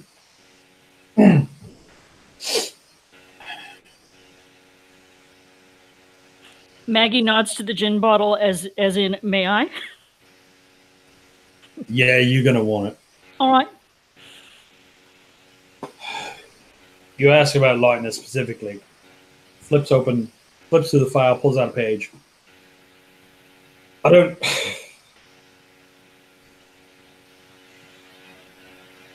trust myself to explain, so I'm just going to read this.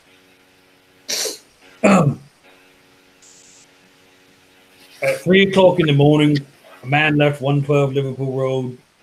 Full moon, visibility good. First time I had seen him, but I knew him as Thomas Leitner from descriptions from the neighbours. Broad man, well over 6 feet tall, greying hair, full beard. He walked via Liverpool Road, Copenhagen Street, to the Regent's Canal, taking the near towpath going north. After a bit, he went slower, looking at alleys and doorways by the light of an electric torch.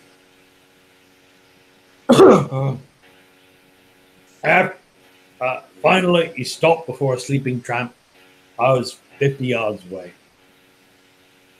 He lifted his arms, and suddenly I heard from all over whistling noise. The tramp screamed on and on, but Lightner never touched him. Then both noises stopped. Lightner squatted down, then came back past me. He didn't see me, but I let him go and went over to the place where he had stood. There was body there, man, I think. Arms were held up to protect it. Face was frozen in fear, mouth open. Sob died terror and pain. I would think Lightner killed him, but if he did, I don't know how he did it, and the corpse was dry as dust. Really pale, was it? Well, I mean, it was dark, and I was looking at him with a torch. But yeah.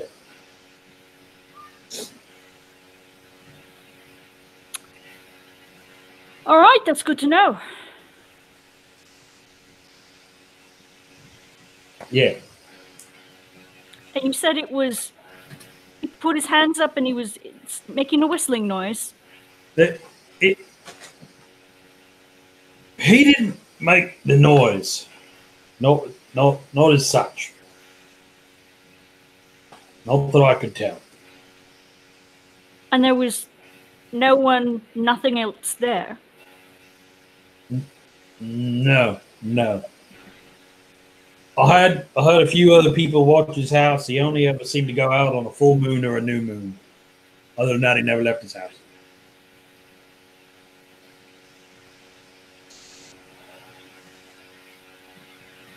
Well, that's weird. Yeah.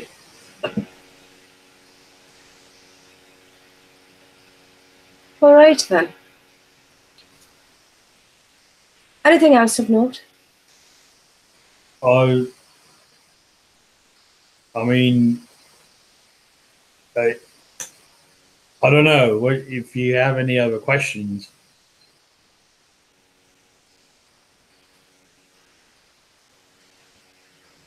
Nothing that's coming to me now, but we've paid your retainer, so. Yeah, you call if you need me. Well, thank you kindly, Mr. Tuck. Pulls a rag out of his pocket, wipes his brow down. Yeah, I'll see you out then. He sees you both out the door, shuts it, and locks it. Well, we're very dangerous. Gentlemen. Hello. Do you have an investigative ability you'd like to deploy in St. James Park? Yes. I would like to spend a point of forensics and a point of medicine. All right. A diligent search of the park does reveal where the bloodstains are. You don't have the body to look at, but the pool of blood is consistent with someone whose lifeblood pumped out of them into the grass. Are there? Can I see if there are? Would depend on the condition of the ground, but like if there are footprints, multiple sets, one set. Well, it is at least during the day. It's a fairly highly trafficked part of the park. There are lots of footprints. Okay. But as the two of you are standing there, and the professor is sort of leaning in on the bloodstains, Mr. Hughes, there is a tug at your coat, and you turn to see a newsboy. But maybe a handful of papers left. Are you looking into that poor man's death? What's it to you? Nothing then. Fine. Be that way. Up. Hughes. This boy is in the spirit of inquiry. We must encourage it, not suppress it. A boy has hardly any business being around death. I Well- saw it though. You did. Well, I would very much like to hear about that. What's it worth to you?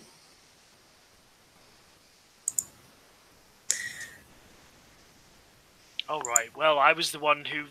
And Shaw goes into his pocket. I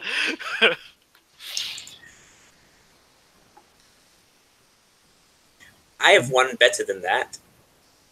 Have you ever heard of Morocco? He snatches the coin from Shaw's hand and goes, "No."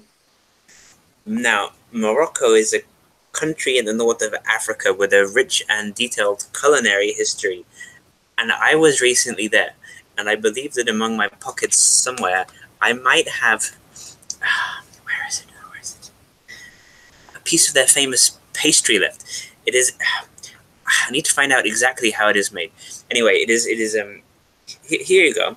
It is layers of a very thin pastry stuck together with pistachios and honey. It's trifle sweet, but most delicious.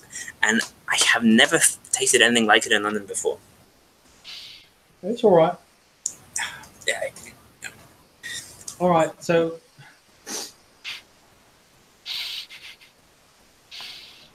dude with a knife. He's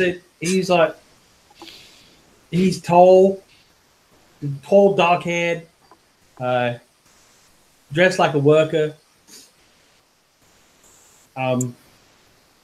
But the doctor snatched something off him, Oh, and Did you- police didn't get it.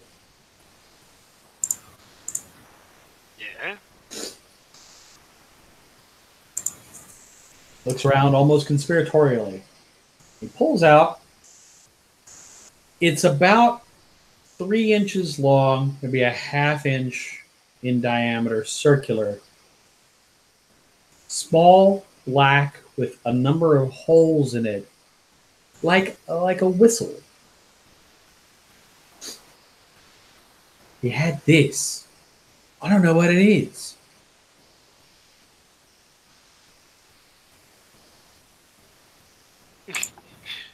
Shaw reaches back into his coat pocket.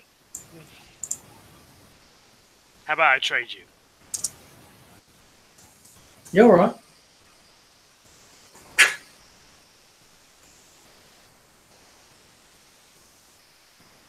When he puts it in your hand, it feels weird. It's not like it. Maybe wood, maybe something. It's not metal or plastic or. You're not clear on the material. He holds it for a second, furrows his brow, and then goes, "Professor, here." thank you kindly. This will be object of much careful study. I'm sure it will. This could really help us with this case. Thank you, my good boy. And Professor, it feels like bone. Oh.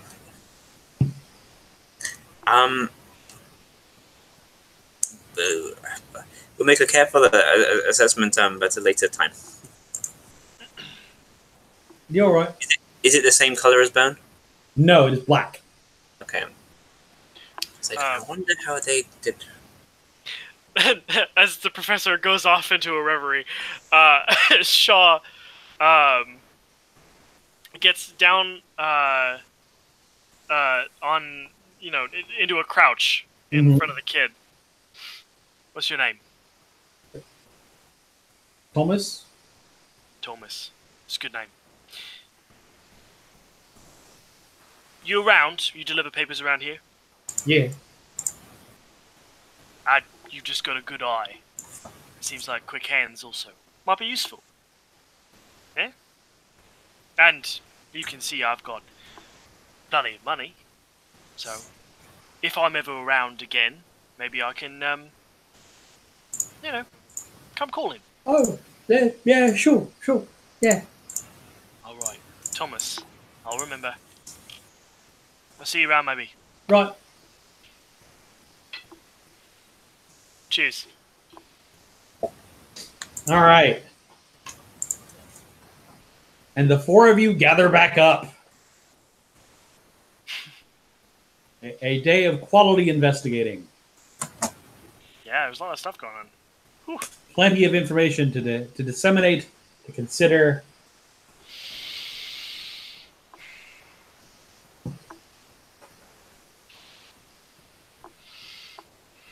And you're back at the shop. Maggie reaches into her bag. Got a book. Oh, yeah? We went and bought some things off of the estate of the good doctor. And didn't buy something.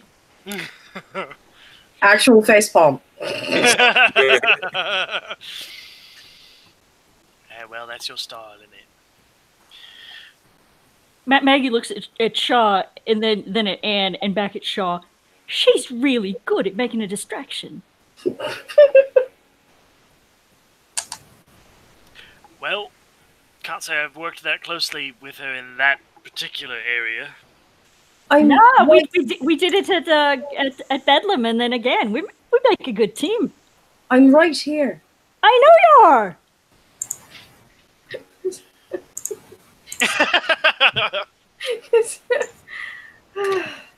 So anyway, we got the book of her poems. Haven't had a chance to look at it yet, but we got that. We bought a whole bunch of medical textbooks from his estate, and poor Mrs. Hughes was all broke up about it. But then after that, we went and looked up the private investigator. And he's a drunk and he was a complete mess. But Pause. I know, right? Just stop and look at Maggie. That's no impediment to some. Yeah, so he's not real competent. I kept like as he was like explaining what he did, I wanted to be like, do you need some tips? But no. Anyway, we got you probably remember it better than I do, Anne. Well, mostly we got a couple of things of importance. One, what we already knew was that Miss Golightly had been spending time with those three people, Leitner, Edwards, and Quarry. I don't know why I can't say that word. Place Brooks come from. But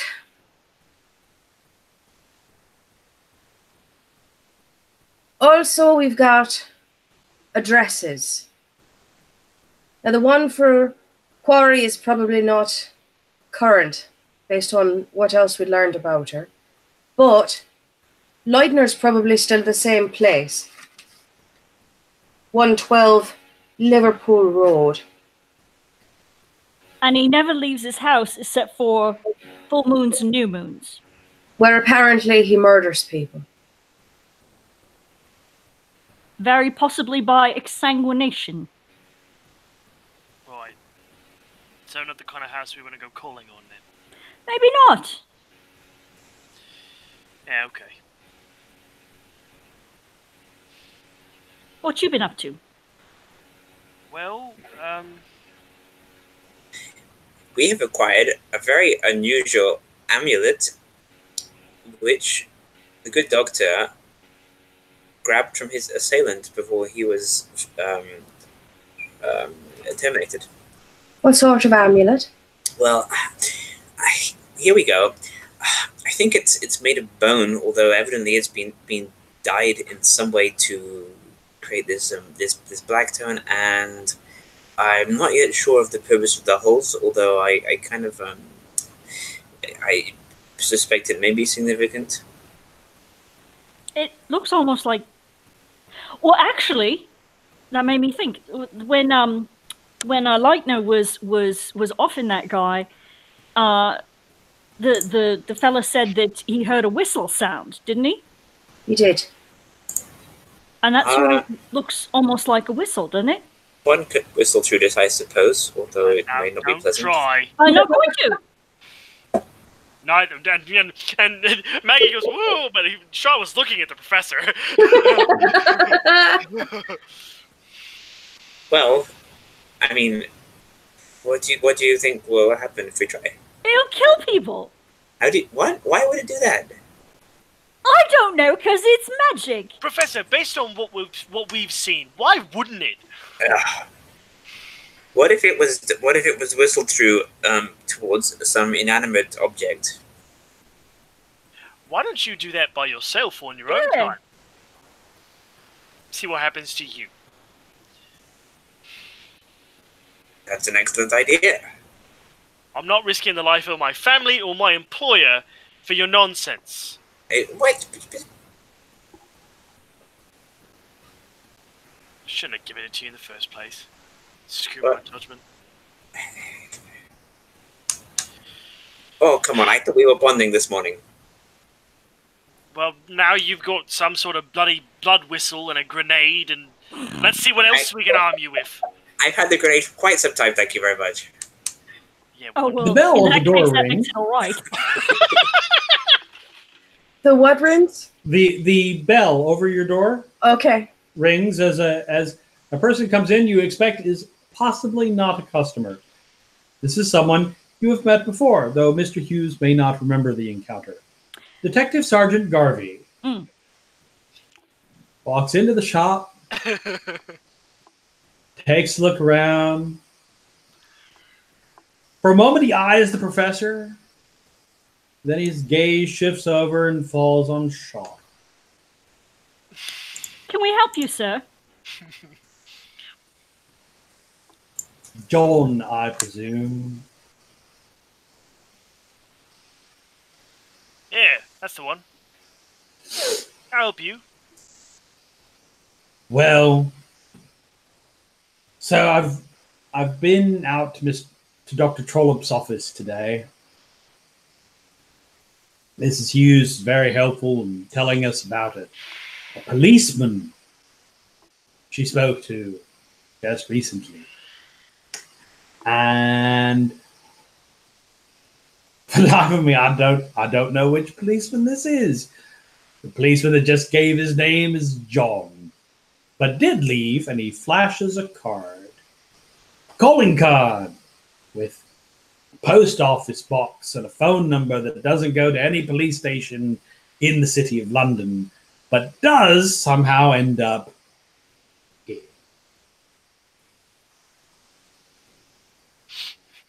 Shaw takes a couple steps forward, peers at it for a moment. No, doesn't look like anything to me.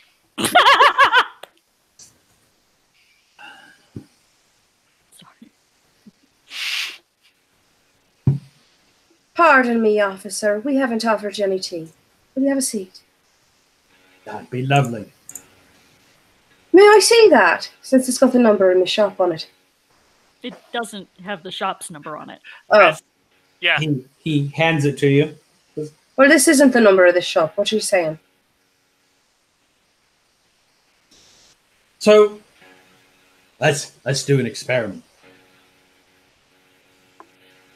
May I borrow your phone? Of course. Thanks. Picks it up, takes the card, starts dialing.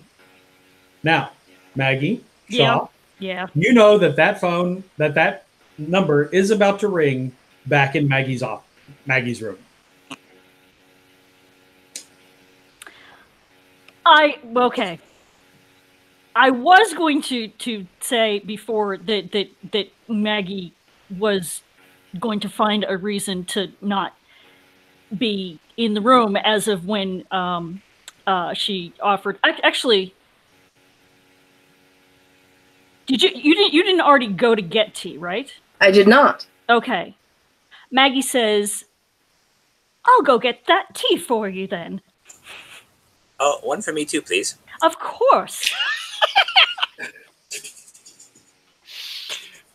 Also, as all of this is happening, Shaw moves to the door.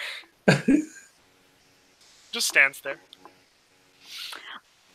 Maggie goes back and unplugs the phone so it won't ring. Okay. He waits for a minute. And then gets tea. Makes for die roll. And he's sitting there with his phone, the phone to his ear. As you come back out, his eyes just follow you.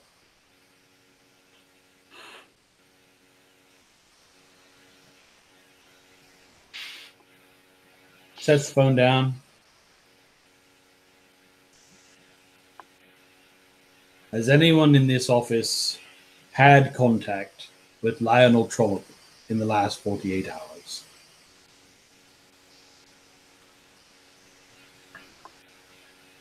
He's a murder victim. This is a murder inquiry. Oh, well, thank you for filling us in, because I was confused as what you were talking about. I mean, I read the news. Terrible business. I'm going to take that as a couple of denials, then. Well, I certainly haven't. That's right. Nor I.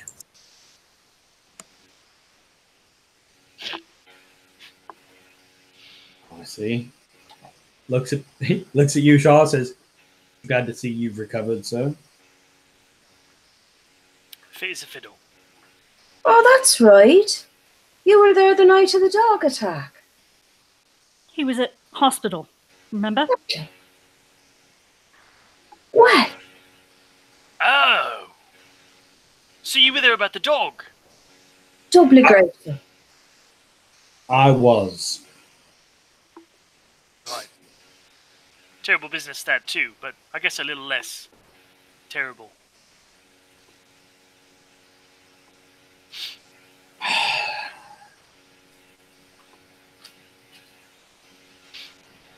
Stands up, straightens his coat.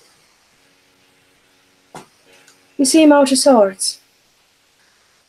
Well, I guess there's one other thing I can ask about. Long as I'm here, hate to make it a complete waste of my time. Have any of you seen a gentleman, maybe about 6 foot tall, dark haired, clean shaven? I've not. He's person of interest. There's a lot of people come into the shop, but that doesn't sound like anybody who's been in lately.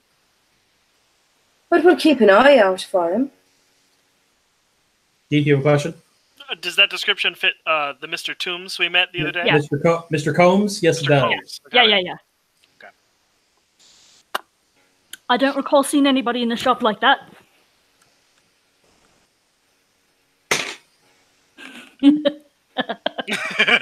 Yeah.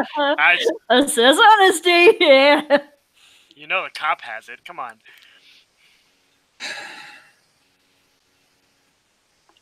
Well, this person has killed. And I'm not sure why yet. Is he the one that killed the doctor? We think he might be, yeah. I said he's a person of interest. Well, do you have a personal number we can call if we see him? You can reach me at the station. All right. Shall I ask for? You said your name was Garvey, right? Detective Sergeant Garvey, yes. Scotland Yard. Perfect. DS Garvey, in the vein of not making a visit a total waste of time, do you only deal with murders or also more civil disturbances? Shock is my face. I'm an officer of the law. Do you have a crime to report? Well, I'm not yet brushed up on the statutes to know whether it's a crime or merely something that should be a crime. Are you familiar with the Oh God, the milk bar. the Covent Garden milk bar, Sunshine? Vaguely. Now, it's really, it brings a great deal of character to this square, and it's a social hub, and it's been really a great source of increasing the moral character and virtue of the neighborhood. However, sometime over the past few months, they've changed their musical style, and they're now blaring out some awful jazz. One can barely walk by. Are you complaining about the music, sir? Yes, exactly. You're going to have to take that up with them. The thing is, I did, and they were not very helpful. I would like to know my next level of recourse. Would that be yourself? No, sir. There's no law against playing any kind of music they see fit to. Can I get everyone's names, please? Yes, Cuthbert Q. Handley, doctor. And this over there is Alfred Jennings. Jennings, are you junior or just Alfred? I know those Americans do like to go for their patronymics. No, sir. I wasn't named for my father. Well, there you go.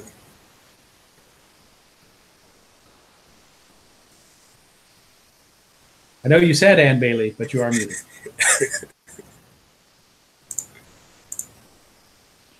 Well, I'm still Anne Bailey.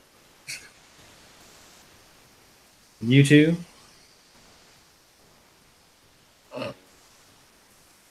Your names. Oh, sorry. Peggy McGill. That's short for Margaret.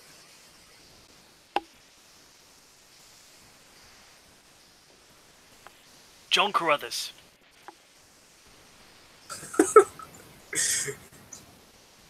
Somebody stop the professor from talking. That's not your name. I think he gets enough. What is? So, Mr. Carruthers, just to be clear, the identification found on you after the dog attack, naming you as Shaw Hughes, that's fraudulent. Someone else, error in the hospital records. Or are you just treating a Scotland Yard detective like an idiot?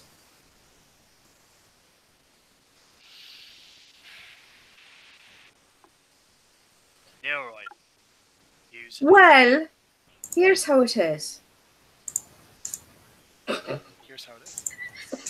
Won't you listen?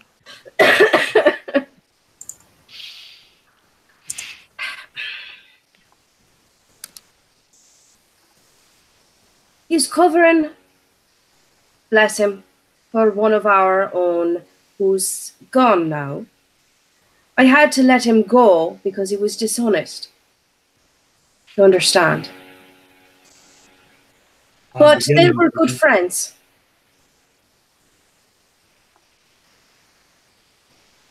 I was going to say, I'm listening for the dice roll. Uh-huh. Yeah. Oh, yeah. Can I reassurance?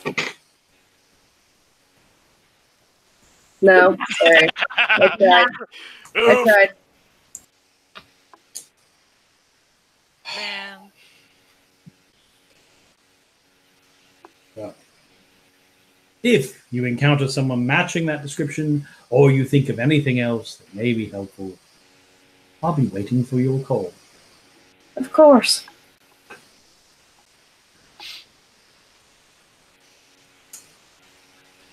Good night to you. Good evening. And he walks back out. And what is it you've been doing? The second he's out the door, Maggie pulls out her gin flask and probably drains the entire thing.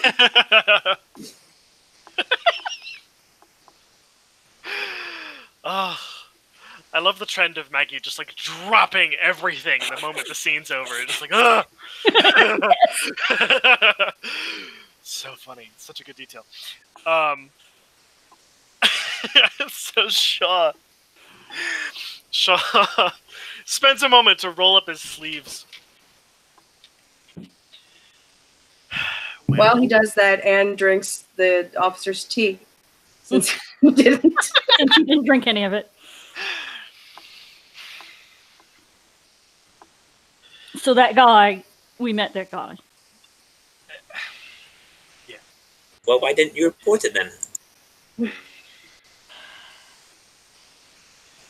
Because he was the gentleman who gave us the names that we needed in the first place to get to where we are now. The fact that I let him walk without getting into a scuffle is partially due to the fact that Mags was with me, and I was concerned. What? I was concerned. He pulled a knife on you. What were you going to do? You pulled a knife back, if I recall. I know exactly, which is the only reason he didn't get stuck. Oh, so you were protecting me then? I was. All right now. I was actually asking more after whatever Maggie was doing in the back while our officer friend was making a call. Oh, I was disconnecting my phone so it wouldn't ring back. Totally nonchalant. Yeah. That's very clever. Not And clever on enough. that note, Not clever enough because he was on to me. that is where we're going to stop for tonight. Here at the end of October the 24th, with a whole bunch of information to process, new leads to think about, exciting places to visit. We will pick this up again in 2 weeks. Boy, howdy. All right. Thank you to anyone who stopped by. Please be sure to like, share, and subscribe. Tell your friends. Please come and lose sanity with us here every 2 weeks on Sunday. And good night.